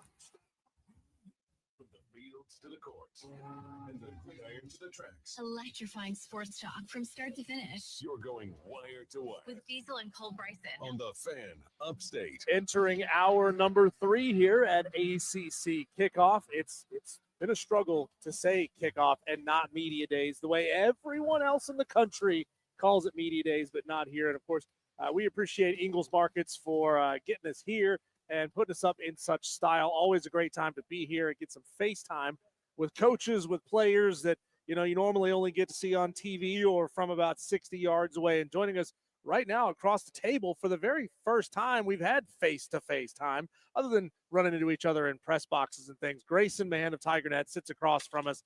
And, Grayson, it sounds like we were having a little off-air conversation. It sounds like you've already kind of made your mind up. We all get to fill out the media poll. I haven't filled mine out yet. I don't know if Cole has.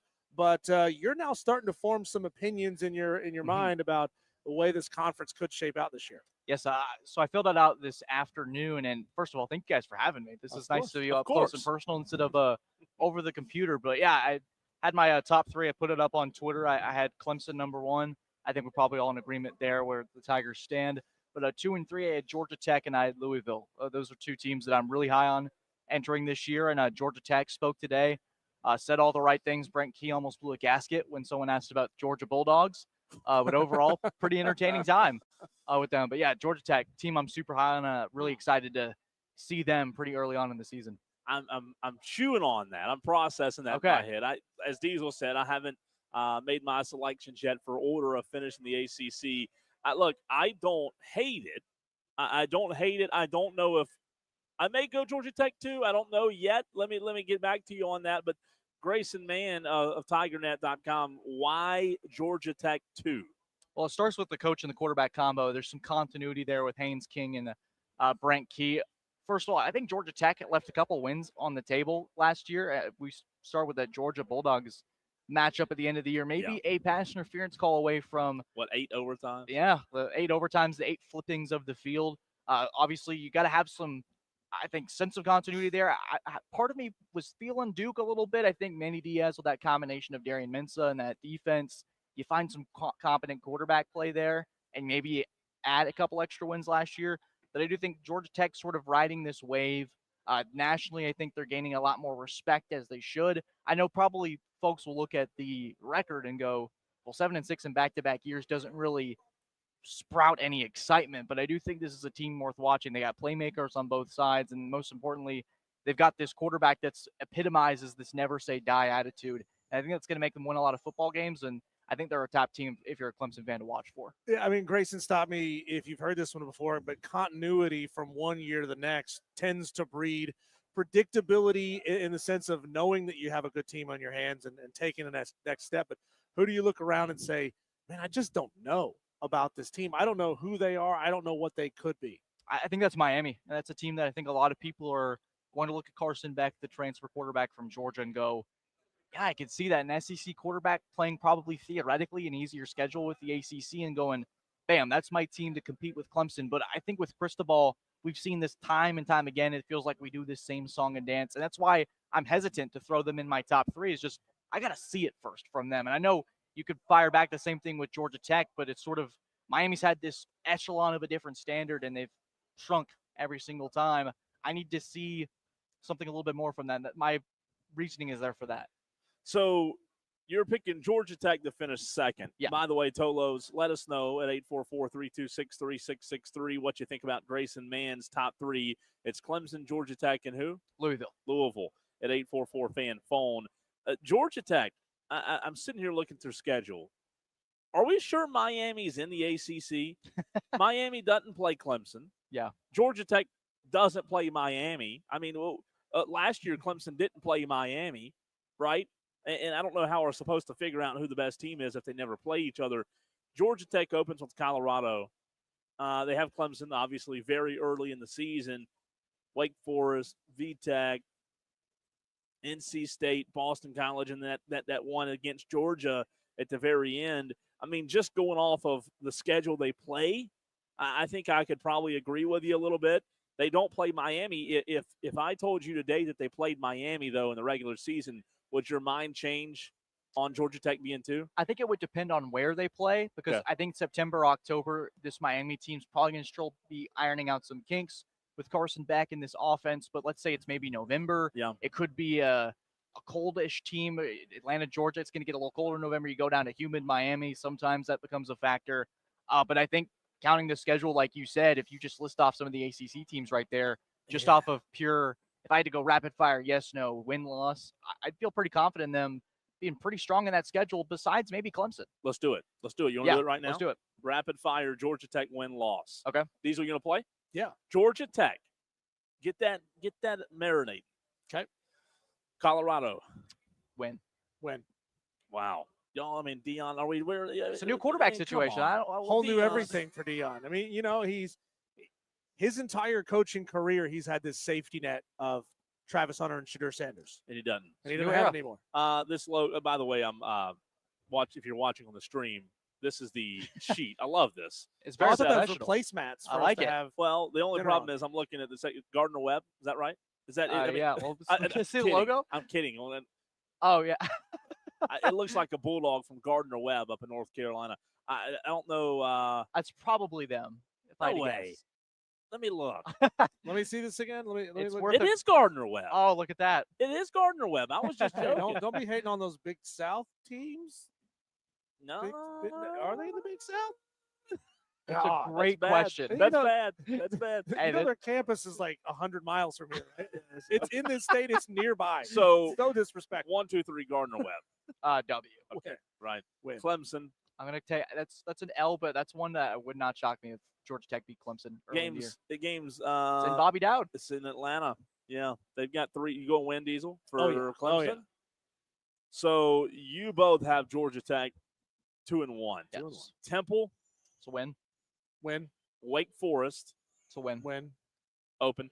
VT. It's a win. I'm gonna say they mess up and lose that. Okay. Yeah. And that one, by the way, is at home in Atlanta. Duke. Ooh. That's the one where I pause. At Win. Duke. It's at Say Duke. win. At Duke. Yeah. Last 2 meetings, the Georgia Tech Yellow Jackets have won the last 2. Make it 3. That's a Okay. win. Q's. That's a win. I'm not too Close win. It's a close win. I think that game will be close. Ooh. I'm gonna say they lose that It's in Atlanta. NC State. It's a win. Win. Boston College. Yeah, it's a win. Pitt. Yeah, you're starting to get to the bottom Win. feeder Yeah. ACC teams at that And point. then Georgia. That's going to be a loss. Big L. So you have them at what? 2 losses, Grayson? I have a 10 and You 2. have them at I had them about 4. 4 losses. 10-2. You have close losses to Clemson and Georgia. You beat Colorado. Maybe they're on the outside looking in. What did they put maybe together 10 and last 2. year? If they go 10 and 2. They go 10-2. It depends on the quality of the rest of these ACC schools. I do feel like it's Last a year, weaker, Diesel, they were 7 and 6. 7 and 6. That'd be a 3. I mean, it'd be a nice pretty massive improvement. Yeah, 3 Even wins. 9-3 would be massive for them. Does Too. Georgia Tech get in the playoff at 10 and 2? I think it depends on the ACC schools. It's going to come down to, and I think a lot of it, you had 2 ACC schools in the college football playoff last year, but that's also due to the fact that SMU was undefeated. I'm pretty sure, heading into that game. And then you lose the ACC championship by 3 to Clemson, and they obviously get the automatic bid. SMU slides in against Penn State. So I think it would have to depend on the nature of the conference championship. Like, let's say Clemson was undefeated heading into that game, and Georgia Tech was 10-2. They win, then I could probably see it there. But Grayson, you look around this conference and you see transfers all over the place at the quarterback position. Duke's got a transfer. North Carolina transfer. Boston College transfer. Louisville transfer. Syrcause transfer. All of them have transfer quarterbacks. Would you say it's a good thing or a bad thing for the ACC to be the conference, not so much at the top end with Clemson, but basically everybody else, that this is the conference of transfer quarterbacks, whether they're transferring up from a South Alabama like Gio Lopez is, or if they're quote unquote transferring down, and some of them wouldn't look at it that way, but transferring from a Big Ten team to the ACC. Is that a good thing or a bad thing or I think neutral? it depends on how you look at it. I view it as sort of, it makes the ACC more intriguing for the casual college football fan that maybe will cast off a Louisville on a random Saturday. Go, oh, that's Miller Moss from USC. Did pretty well with the mess Lincoln Riley cultivated over there in the Pac-12, excuse me, the Big Ten. And you look at Carson Beck. Miami's going to be incredibly watchable if they go 7-5 or 13-12-0, just because of the nature of a Georgia quarterback coming to the ACC. I don't look at it as positive or negative. In my mind, it makes me want to watch this conference a little more. We got a transfer quarterback in Castellanos who's running his mouth the entire time. That makes things fascinating, at least for the first week against Alabama. So could you look at it as transferring down? Maybe, but in my mind, I'm going, there's some elite quarterback talent in this conference. And I think it's a conference that desperately needs big names to elevate sort of the brand and the perception. You said Castellanos running his mouth. For those listening that don't know, that don't follow you on Twitter, that haven't seen this yet, that are listening in the upstate of South Carolina, what happened? What did he say? We saw Diesel and I interviewed him last year. Yeah. As Boston College, now Florida State, same colors, kind of. What did he say? This with the Alabama comments for those who need the quick catch-up, said Nick Saban can't save them now. And then was asked about those comments, and he said, we stand by them. He was just trying to instill some confidence in his guys. But there's that famous saying, don't poke the bear. And that's an Alabama team that needs a big win in a big way. They do. I don't see that working out well for them, especially with an FSU team. I don't know if y'all saw Mike Norvell's opening statement this morning. That sounded like a man full of that's months of desperation right there. A little anxiety, I think. Yeah, and he actually used the word desperation. We're going to play with desperation. And we'll play back some of those comments from Mike Norvell from Castellanos as well, coming up in the next hour of the show. But Grayson, the ACC seems to be struggling when it comes to building new partnerships financially. It's been one of my biggest criticisms of Jim Phillips, is that it never seems as if they're courting and landing that next big sponsor that's going to help ACC schools try to bridge that gap between the Big Ten and the SEC. Would you say that criticism is fair? I know he's doing his job behind the scenes. I know he's working on corporate sponsorships, but it feels like he could be a much bigger cheerleader for this conference.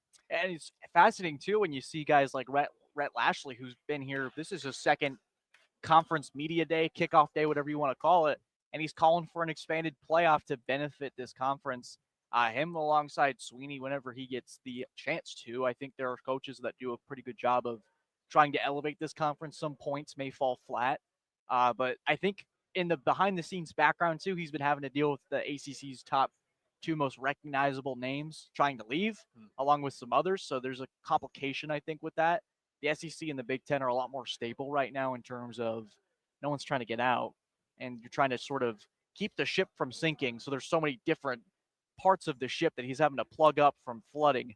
And so I think as of right now, it's just still a conference that's trying to stay afloat and not sink in the process. So you ranked your order of finish as far as projections go, Grayson, man. And by the way, Tolos, if you just tuned in, that's who we're talking to right here on the Fan Upstate. Let's do something fun. You're going to stick with us for another segment. We'll get into Clemson, after the break in about 5 minutes. But ACC football coaches, you did a top three with the projected order of finish. What if we said top three coaches or top five coaches in the ACC? You've heard from several of them. Tomorrow's the final day. Bill Belichick, Dabo Sweeney, both in attendance tomorrow. How would Grayson, Mann, and Diesel and I will pitch in and tell you where we think you're right and wrong. How would Grayson, Mann power rank heading into the 2025 season those coaches that are in the ACC? So we're going all 17, or are you going to give me a top five? I want you to give me a top five. Okay. Let's do top five. So for those out there, you've got obviously Dabo. You've got Manny Diaz, Bill O'Brien at Boston College, right, from the NFL, Mike Norvell. In this conference. Yeah, Brent Key, Jeff Brom, Mario, Bill Belichick. You ever heard of him? I may have some Super Bowl or something. It might jog the memory. Dave Doran. Okay. You've got Fran Brown. I'm going to miss a few. Tony Elliott. You've got Brent Pry, Jake Dickert, first year at Wake Forest. Rhett Lashley, Frank Reich. Interesting. It's Stanford, right? NFL flavor. I'm probably missing one or two, but those are the main ones. Yeah. How would you power rank them? I'd start with obviously you start with the gimme at number one with Dabo with Sweeney. Bill sorry. Not no Belichick. Belichick, I will say Belichick's going to be really tough to rank, and I think really tough to evaluate this year. I agree. Because it's going to be such a different transition for him. He's been a year out of football. The game is so different from when he left it, and you've seen some of those Patriots teams to end his career just really archaic, really ancient in terms of offensive philosophy. And so going into college, just his name project him to maybe top 5. I don't know. It's kind of top 5 for Bill or no? It's tough. I feel like I put him in his own separate category for right now. Because you don't know. We haven't seen a college I'm coach. fair with Belichick. that. I'm fine with that. I'd rather rank somebody based on what they've actually accomplished I'm with you. versus what they say they want to do. And we know that Bill was brought in to modernize North Carolina and bring them up into the upper echelon of college football. But North Carolina's been trying to do that for like the last 25 years. And they kind of barely temporarily accomplished that in the first Mac Brown run. And then he goes off to Texas and clearly does what he does. So we're all going Dabo 1, right? Yeah. Diesel, you going Dabo 1? Yeah. If you had to make a list, Grayson, man, who would you put at 2?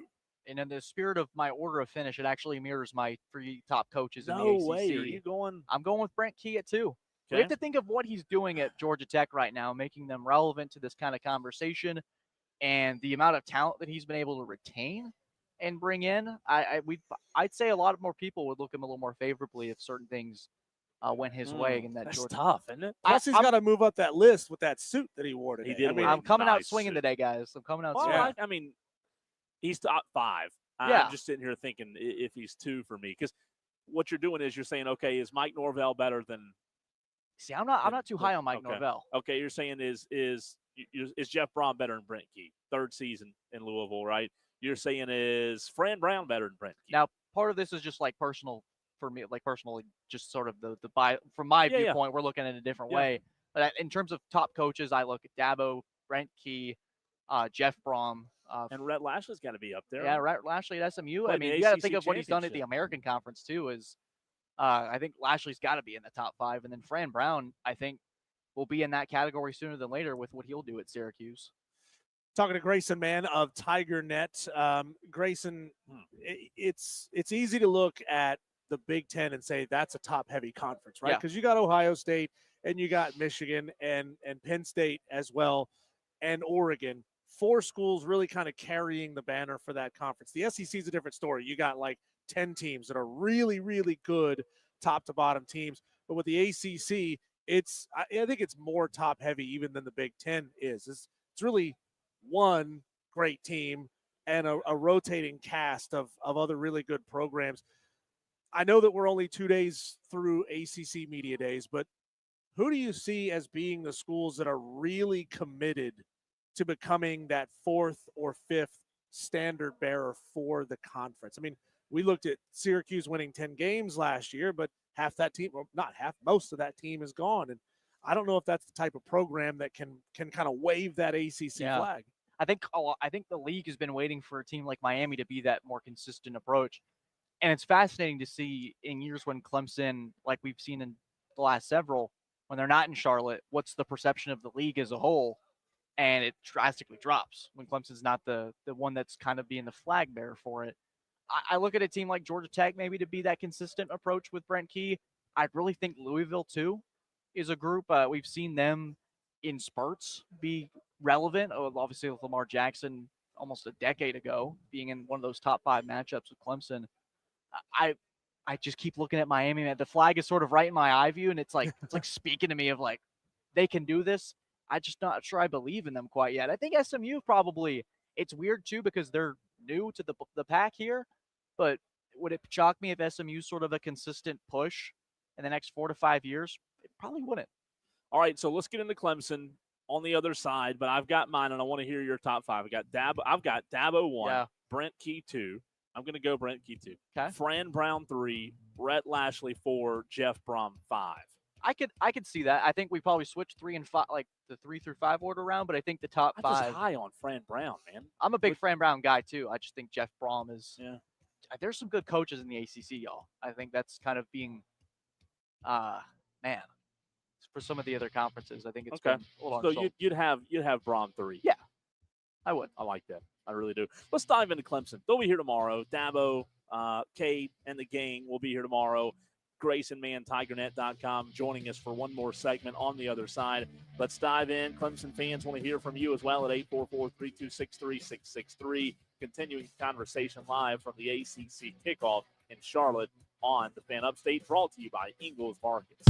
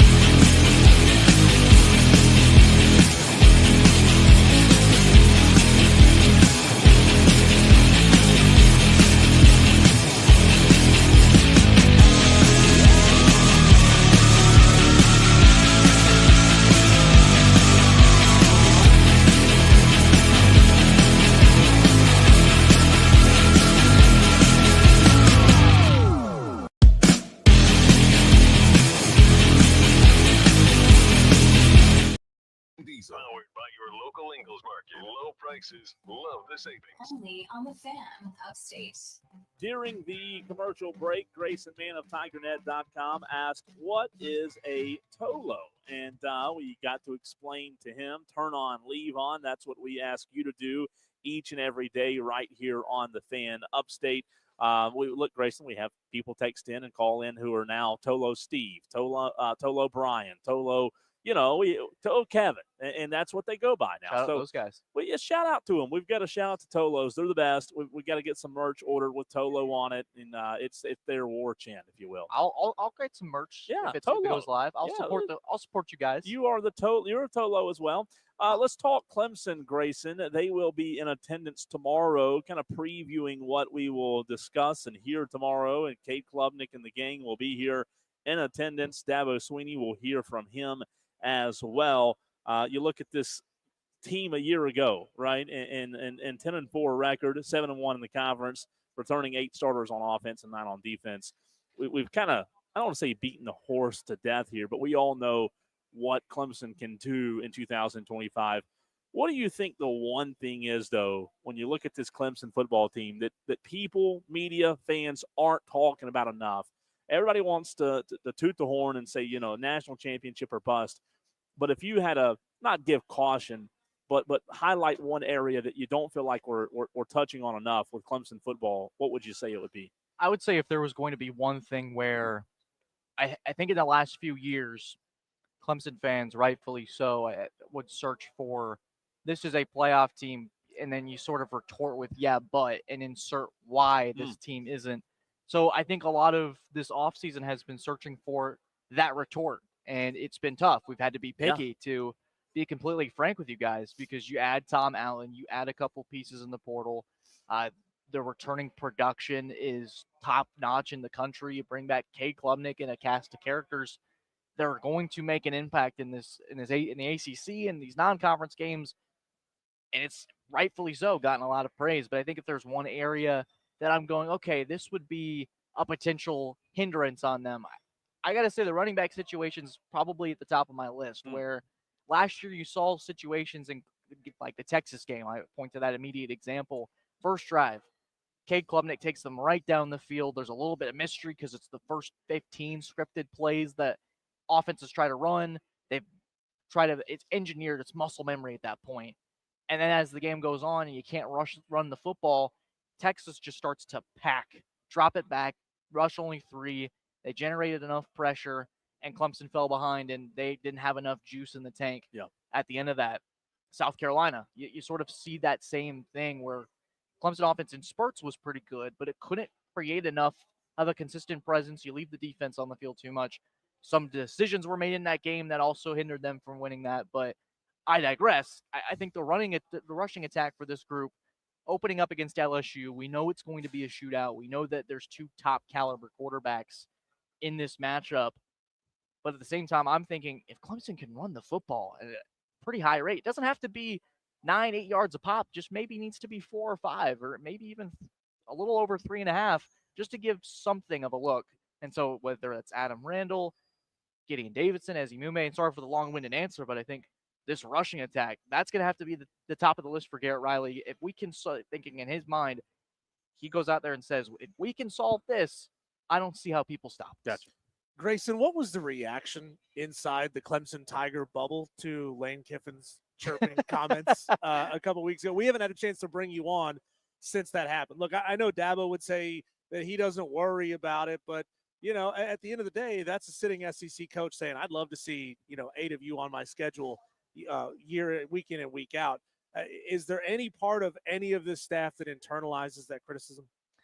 I think they look at it, and I think it's just an extra piece of bulletin board material. My fun conspiracy theory is he's just trying to give Clemson a little bit extra fire before they play LSU, and Lane Kiffin might like seeing a SEC rival taken down, maybe taken out of that at-large picture.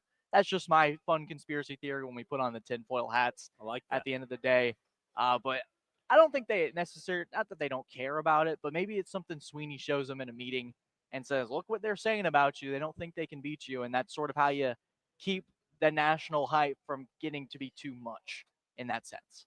You know, it's interesting. You talk about running back position. Diesel and I have talked a lot about Clemson's running back room in 2025, what it could be, what it may not be. And I think that will continue to be the topic of discussion. But defensively, you know, look, Clemson had dudes last year defensively, but also at times Clemson's defense didn't look in sorts last year. They looked out of sorts at times last season. In Tom Allen's first season, is his arrival enough to dramatically change this defense from being a good defense to a good enough defense to help this team get to a national championship? I think so. I think Allen's the guy that you can bring in and immediately see changes in results. You look at sort of his tenure at USF or Indiana, the dramatic change. I really encourage the listening on it, go look at those stats. It's pretty eye-popping when the year before and the year after with some of these struggling defenses that he's come in and really fixed. Anywhere you talk to, anybody you speak with, they'll rave about Allen being able to just come in quickly, establish a foundation. And in my mind, he doesn't really have to do much. He just has to make sure that certain dudes, these dudes that are so talented that we call them dudes for a reason, those dudes were just in the wrong spot. They need to either be in like this place, and you can watch South Carolina. I referenced South Carolina and Texas as sort of those games that you can see sort of the process and the potential, I think is maybe the right word. And this maybe gets changed one way or the other. And I look at the tackling. I look at sort of the out of structure plays where South Carolina really made Clemson pay. Is you have guys like Wade Woodez and Sammy Brown sneaking up and creeping in, and Sellers is able to either get it out right over the top of them, who isn't the best thrower of the football, keep in mind, or make him pay with his legs. And so I look at Tom Allen. He's going to have relatively the same amount of talent that he did at Penn State, if not better. All it's got to come in is just, and he's been stressing this, is fundamental football. I think it really is as simple as that for him. Grayson, man, of TigerNet, joining us here at the ACC kickoff event. Look, we all remember what happened 11 months ago in Atlanta. There's a lot of Clemson fans who really desperately want to forget that. But what would it mean on a national scale if Clemson struggles again and has another tough loss to a big SEC brand like LSU at home? I mean, I can think back, just going back to the beginning of last year, that would make 4 straight losses to SEC teams. It would be pretty catastrophic. And I think if it's another type of result like 34-3, let's just say, and I assume that's what you're sort of implying, it's just a total mess on Saturday night against LSU. Just essentially a non-competitive game. Yes. Even if it's 14 points, 21 points at home. I think if they lose on a game-winning field goal, you just sort of you take your losses and you go, it happens. It's football. Yeah. But if it's one of those situations where Clemson looks completely outmatched on their home turf, mind you, in what should be, I think Clemson's environment, there are a few environments in college football where I think we're looking at sort of the betting odds in a sense. They give you certain points, like the Georgias of the world, the Oregons, the Penn States, where they really give you 4 or 5 points just for being on your home turf and how much of a difference that makes. If Clemson gets shellacked in week 1, and we're looking for proof of concept, we're looking for proof of progress with this Clemson team, I think that would be the most catastrophic result possible. It might be one of the more consequential losses of the decade. For everything that we've said and everything we've built up and talked about, national championship team, there's not a lot of flaws with this group. Returning production, Tom Allen, that'd be a rough nightmare for Tiger fans to wake up from Sunday morning. Do you think there's any way that happens? I think a lot would have to go wrong. I don't see that necessarily. I could see LSU going in there and 31-24. It's just a back and forth affair. Yeah. And you're looking at maybe 2 or 3 couple plays. turnovers or but something. You go, if this team can just make this slight adjustment in the ACC, they'll be fine.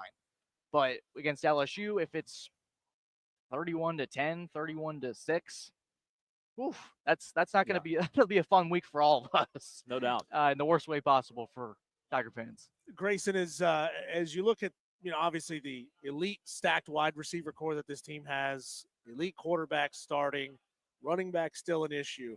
How do you expect the game plan and the play calling to morph as we get into weeks 4, 5, 6? Kind of once you get a good sense of your running backs and their skill sets in game and in live fire situations, do you kind of see this team finding something and early and sticking with it, or morphing and changing and bringing that running game back in a big way once you get into the meat of the schedule and you see Syracuse and North Carolina, BC?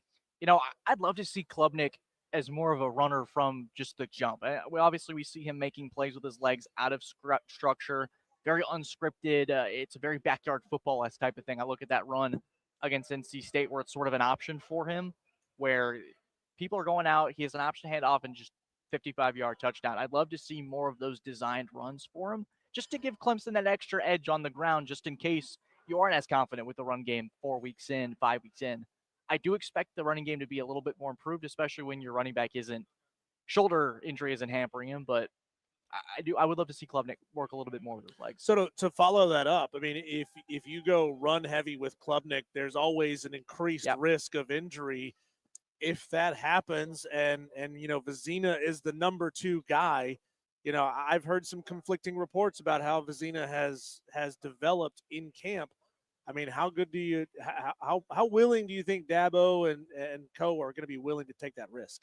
I think that in Vizina, it's conflicting is the right word, just in terms of where you hear it, who you hear it from, how sort of the positivity. I think it just depends on that standpoint with his development. But I do think there's a risk there. Obviously, anytime Klubnik takes off, the coaching staff may be the fist may be clenched a little bit. You may be holding your breath, waiting for him to slide. And there's been moments where Sweeney's sort of joked with Klubnik that he's sliding too early, particularly that Florida State game where he slid a little early on 3rd down. And Sweeney's like, gotta get it just a little bit more. He had the room. But I think there is that inherent risk. And so it comes down to you don't want to put him in harm's way, but I think there's a way to put him in the right situations, the right looks. Maybe it's strictly on short yardage where you make these design runs happen. Maybe it's on 1st and 10 and opening drives, opening situations where you maybe catch the defense off their toes. I think they'll use it the smart way. I do would like just to see a little bit more of it, though, just because of that threat that he presents. It's really interesting. I agree with you. I don't want to see him running a ton if I'm a Clemson fan, right? Yeah. Is it okay? I mean, if you're saving this for an article later on, that's okay. You're fine. Can we do win-loss with Clemson? Yeah, let's do it. Let's do it. Okay.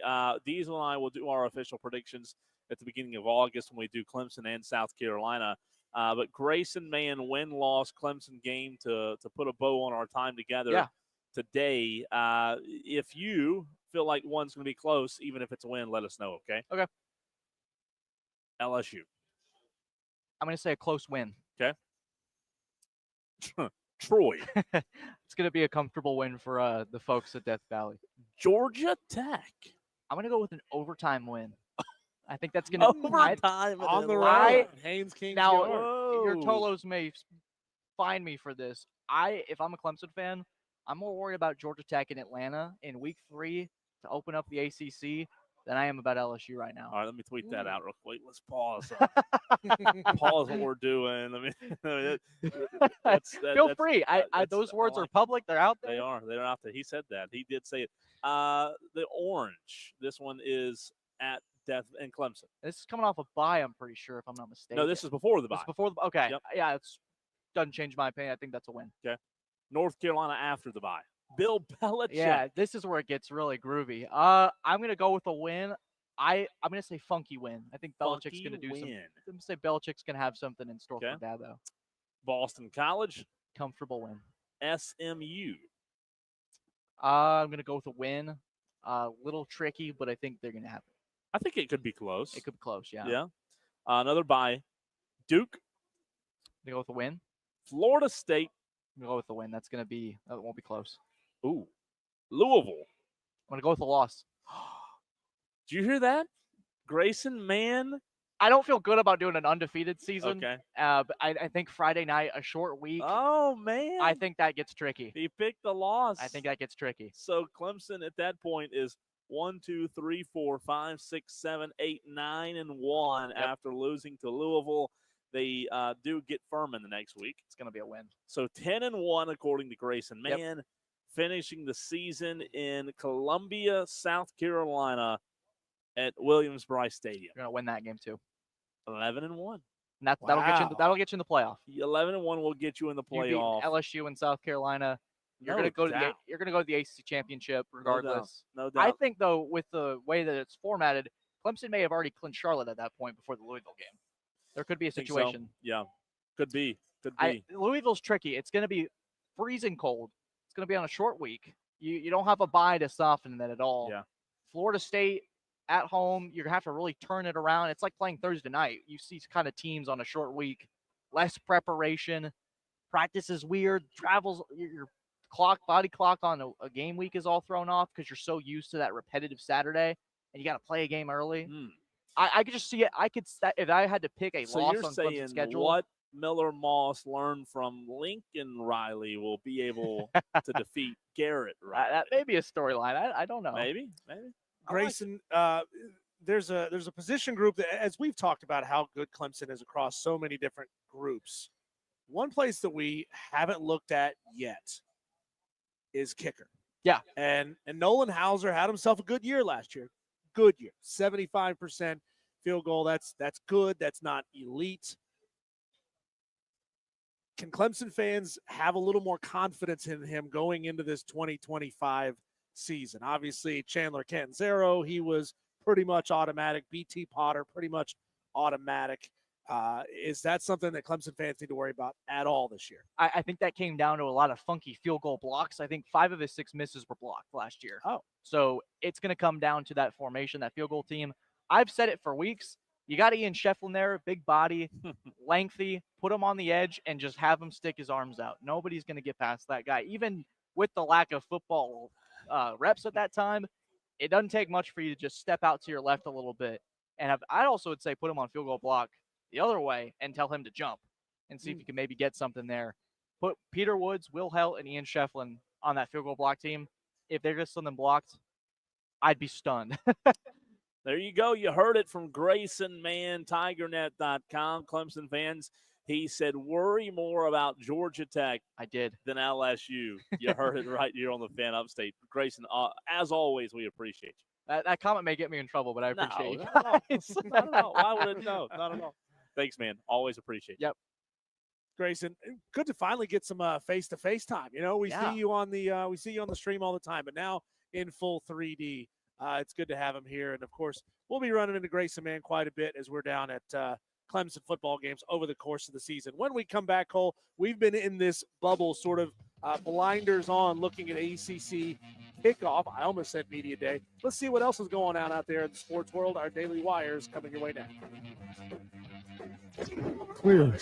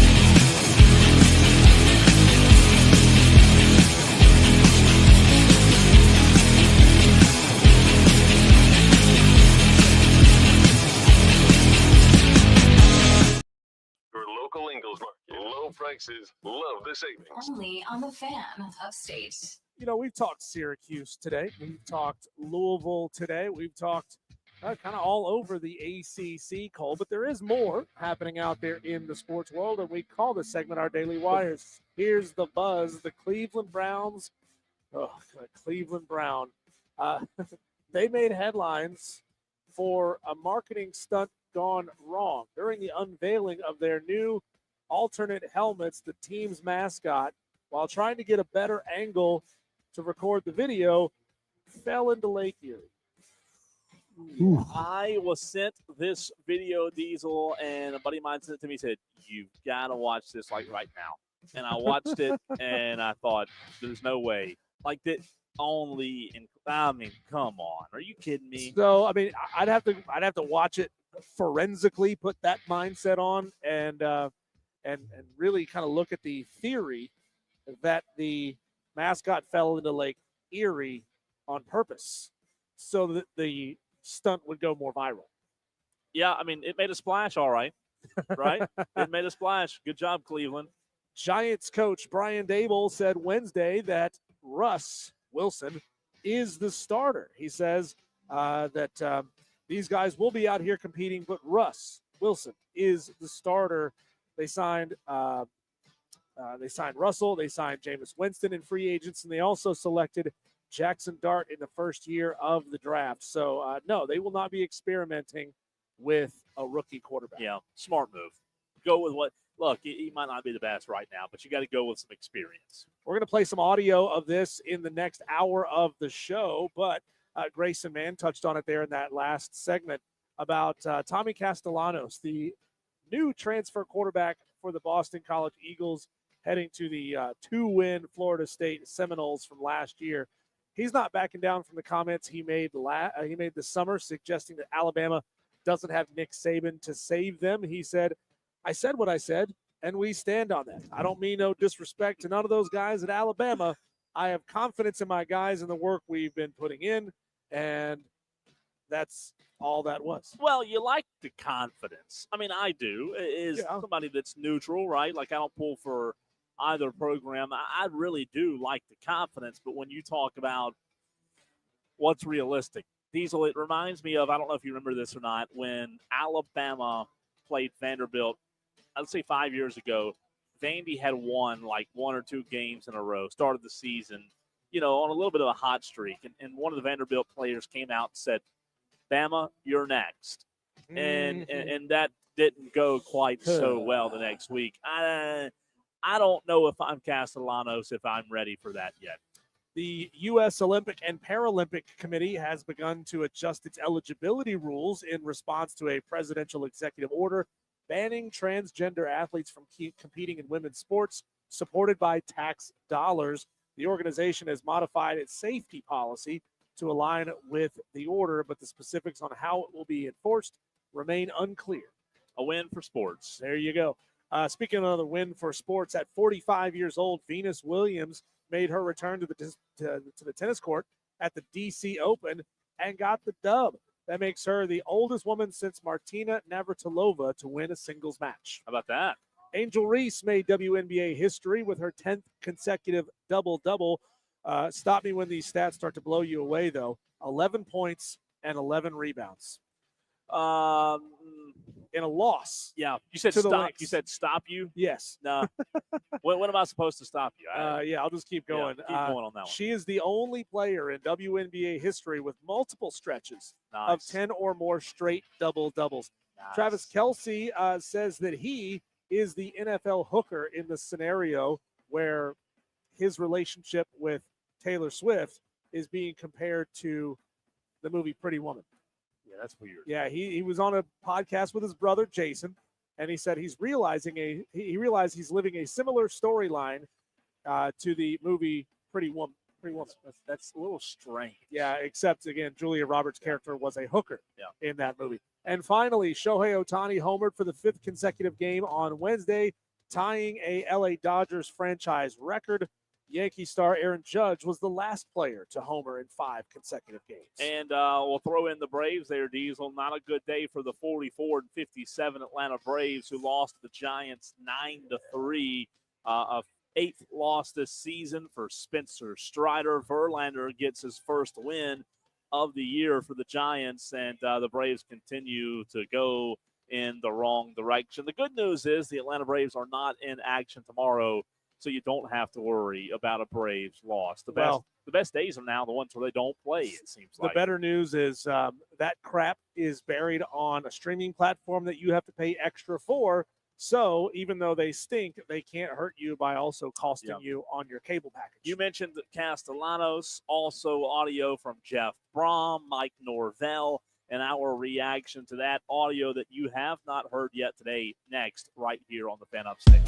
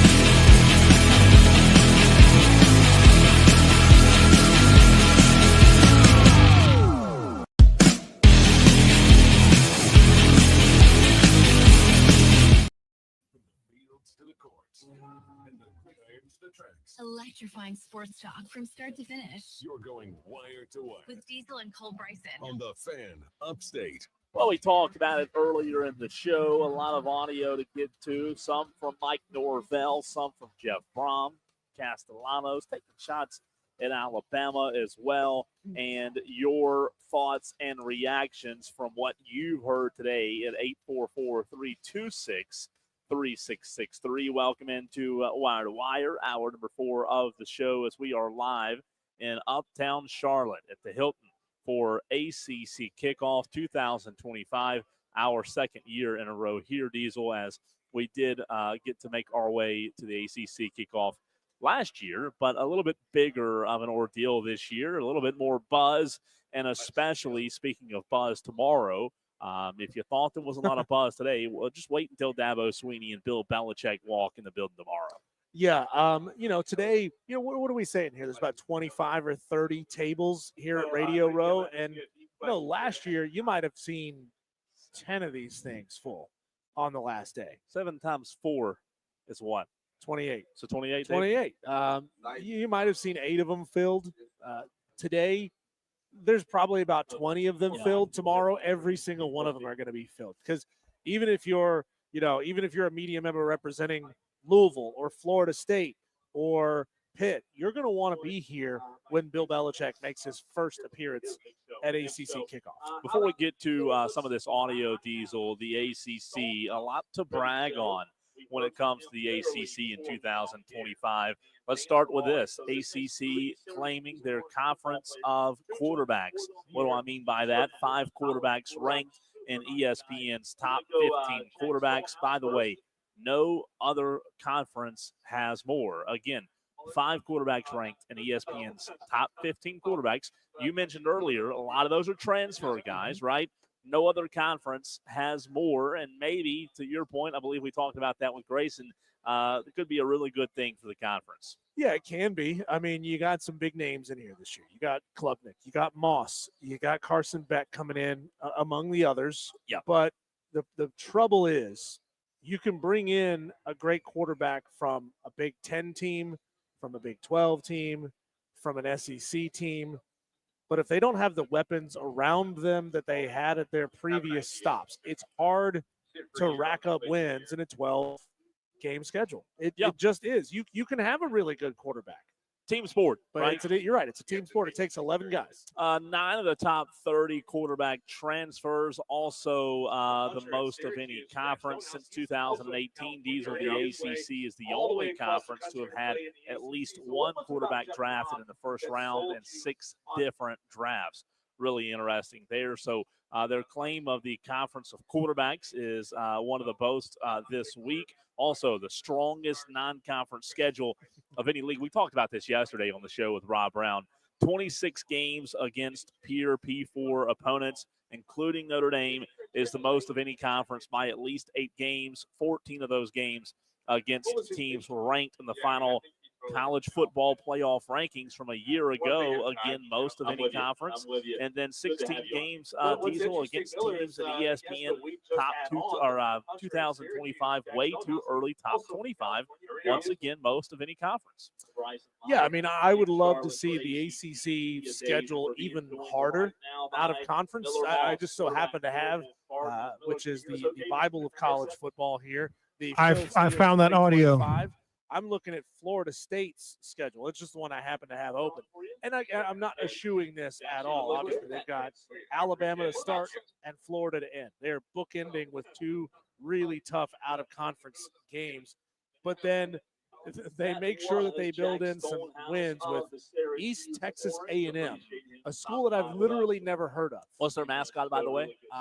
If I had to guess, I'm going to say Fighting Rattlers. The Fighting Rattlesnakes. No, I have no idea. I'm just kidding. I have no earthly idea what they're. You said East Texas A&M. Is that East what you Texas said? A&M. If you get dyslexic, the name spells eat 'em. Eat them. I like it. So look, I mean, the bottom line here is the ACC, and we've had tags today. People commenting on Facebook, comments on the stream as well, taking jabs at the ACC. Most likely South Carolina fans or teams from another conference, and I get it. The ACC is not the SEC. We all know that, right? However, you look at this, and this is really interesting. 5 players ranked on ESPN's list of 25 non-quarterback playmakers to watch. 10 of the top 25 best players in college football, according to PFF College 50. 1 of the top 3 returning players across 6 different positions, according to PFF. So my point being, they're claiming the conference of quarterbacks, Diesel. They have ACC football Fridays. It's set the conference is set to dominate Fridays this fall with a league record 12 games scheduled, most of any conference, right? So they're dominating Friday nights. They're owning week 1. The ACC is the only league to compete across 5 days, Thursday through Monday during week 1. And they also have bragging rights when it comes to the ACC football postseason as well. So while it's not other conferences, like we all know, I still do think the ACC, it's not the dead conference that we talk about, sometimes in terms of being the conference of non-existence anymore. Tell me that again. 1 game across each of the first 5 days ACC's of the only college football. Okay, Yep. so let's see. Here's that argument about market penetration versus market saturation, right? Whereas penetration means you have a game on those days. Saturation means you have a game that everybody wants to tune in and watch. Day number 1, Stanford, Hawaii. I mean, look, I get it. It's the first day of college football. It's the nightcap. It's going to be going head-to-head with Fresno State, Kansas, and then Sam Houston, Western Kentucky. They do have these things staggered by 30-minute increments on kickoff. But, I mean, would you really say that millions upon millions of people are tuning in to watch Stanford, Hawaii? I would say 44 million. No, Really? No, probably not. Probably not. Second day of college football, which would be Thursday, August 28th. They got East Carolina, NC State. Is that moving the needle nationally? No. It's mildly intriguing. Well, again, I want to be, be and it's very clear, intriguing in the state of North Carolina. To be very clear, they're not claiming that they're moving the meter. They're just saying, hey, we've got a team in all 5 days. I get it. So I get it. I mean, but again, and then you got Elon Duke. Okay, great. Then you're looking on Friday the 29th. This is when things, start to get legitimately interesting. Georgia Tech, Colorado. I'm with you on that one. Big matchup. You got a big matchup on Saturday the 30th with LSU and Clemson. And, of course, Syracuse, Tennessee as well. So, look, you have a game on each day, but does it mean you're dominating? Does it mean you're going to look good, that you plan on winning most of those contests? It's tough to say. Well, that's not what they're saying. You know what I mean? I mean, right, I know. I'm trying to parse words. And the thing of what they're doing is, look at this. They've got to have content on here, Yeah, they've got to make one of these. What are these placemats? I mean, they've got to have a placemat. They've got to look. It's not going to be riveting TV to watch Stanford and Hawaii. But at the end of the day, the ACC. I'm not going to say this real loud. That they have to find something to brag about, right? I mean, pulling the coaches thing here, where you put the paper over your over your I'm just mouth. saying they have to have something to brag about. They have to have something. We had a texter about an hour ago get in and say SMU has the NIL money to compete nationally. So I decided to see where SMU stands right now in recruiting. In 2025, they were the number 31 class, which not shocking. I mean, they were first year in the Power Conference. This year they jumped to number 19. Are they attracting the best of the best, top 20 type class players based on history and success and having been in the ACC championship game last year and having been in the college football playoff, or are they doing a really great job of buying these players? It's interesting. You got to buy them, right? Ask Ohio State. Diesel, let's get to some audio here that we've talked about. Let's listen to Mike Norvell when it comes to.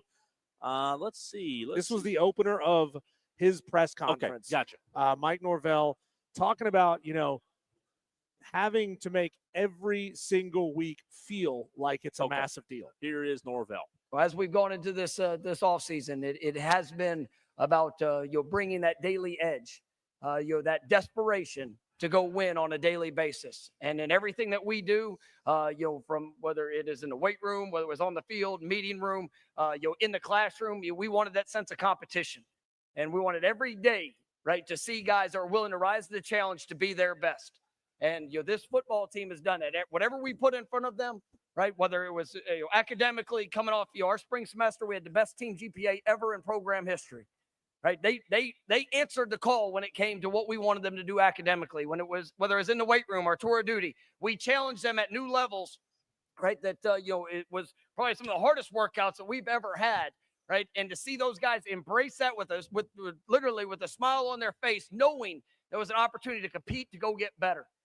To see, the newcomers, the guys that have been a part of the program, to see them all work together, right? To be able to set the foundation for what this football team's going to be, because all that we have is this season that's ahead, right? And when you look through the past few years, we've accomplished some great things.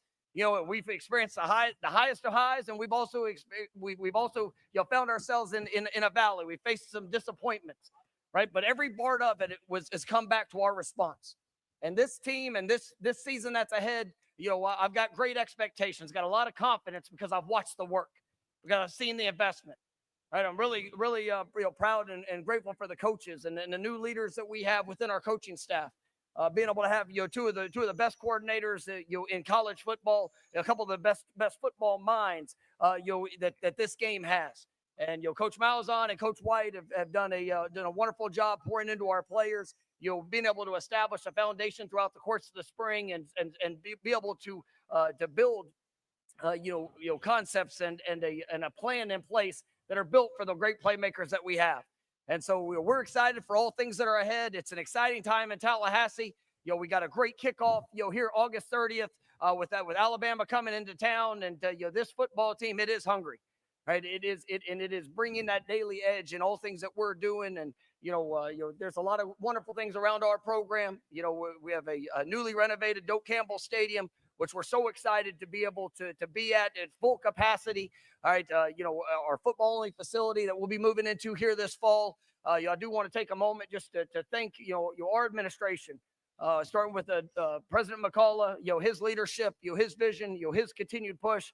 To our AD, Michael Alford, to our board of trustees. We have an incredible group. Our chairman of the board, Peter Collins, and the work that they have pushed to continue to elevate our program in this new day of college athletics. I'm just so grateful for the support that we have and the investments that have been made from all of our boosters and everything that we're doing. And there are great days ahead here in Tallahassee and with this Florida State football program, and just excited to get back out on that field here this next week and everything that's in front of us. And if you want to give your life to Jesus Christ, you can do so. Breathe, Mike. Is that breathe. Not a preacher? I mean, what do we do? It literally sounds like a preacher. Rob Brown joked about it, and I didn't really. I mean, earlier when we were talking to Rob, he said Mike Norvell went full Southern Baptist preacher, and literally that is exactly what he sounded. He didn't breathe. That guy was fired up, wasn't We've tested our ways in the classroom. No way we ever had before. Gosh. Oh, so you're telling me you got a team full of physics majors now? What does that even? Oh, wow. Gosh, Mike Norvell, a million miles an hour in that clip. He was, man. He was energetic. Like I get that. How many cups of coffee do you think he had before going on? I don't know. And then he got behind us today. He was with 680 The Fan, right? Yeah, WCNN out of Atlanta. And they had him on, and he was just like talking, just like this. Do you think that was everything he had? Maybe so. He was just wiped. He's like, you know what? I'm going to finish this, and I'm going to go sit in a quiet room for 5 minutes. It might have been. It really might have been.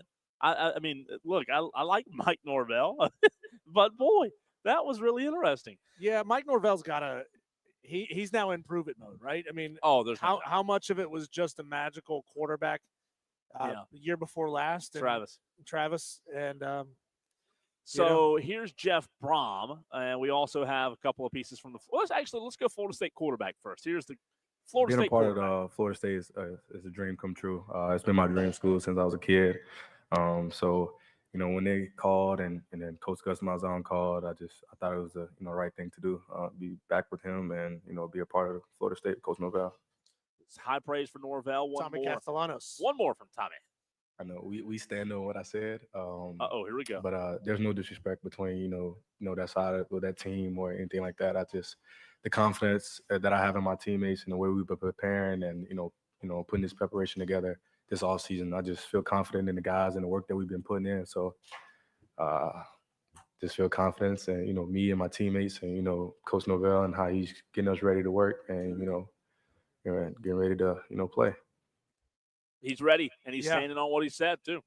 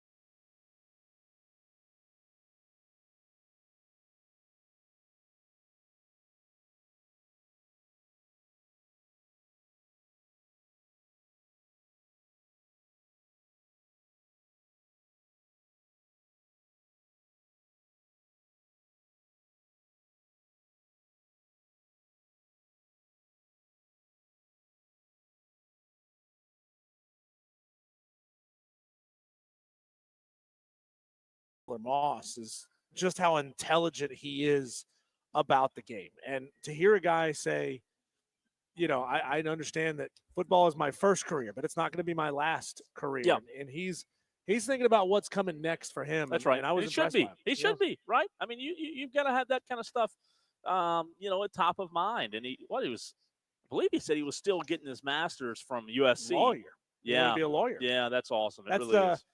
That's modern college football for you right Yep. there. You got a guy playing for Louisville, but getting getting a degree from another school. Yeah, I like it. We also, Diesel, by the way, 9 total guests today, and I doubt we'll have 9 tomorrow, but we're going to try our best to continue the coverage, wall-to-wall coverage tomorrow, as it's died down a lot here at the Hilton, Diesel, for the ACC kickoff. Once the teams leave, you and I, we see it die down a good bit now. We're one of the last few standing in terms of radio broadcasts. But I'll tell you what I do love. You and I have had the opportunity to do it 3 or 4 times, and I always love any chance we get to catch up with Gary Stokan. Yep, Gary Stokan, the CEO of the Peach Bowl.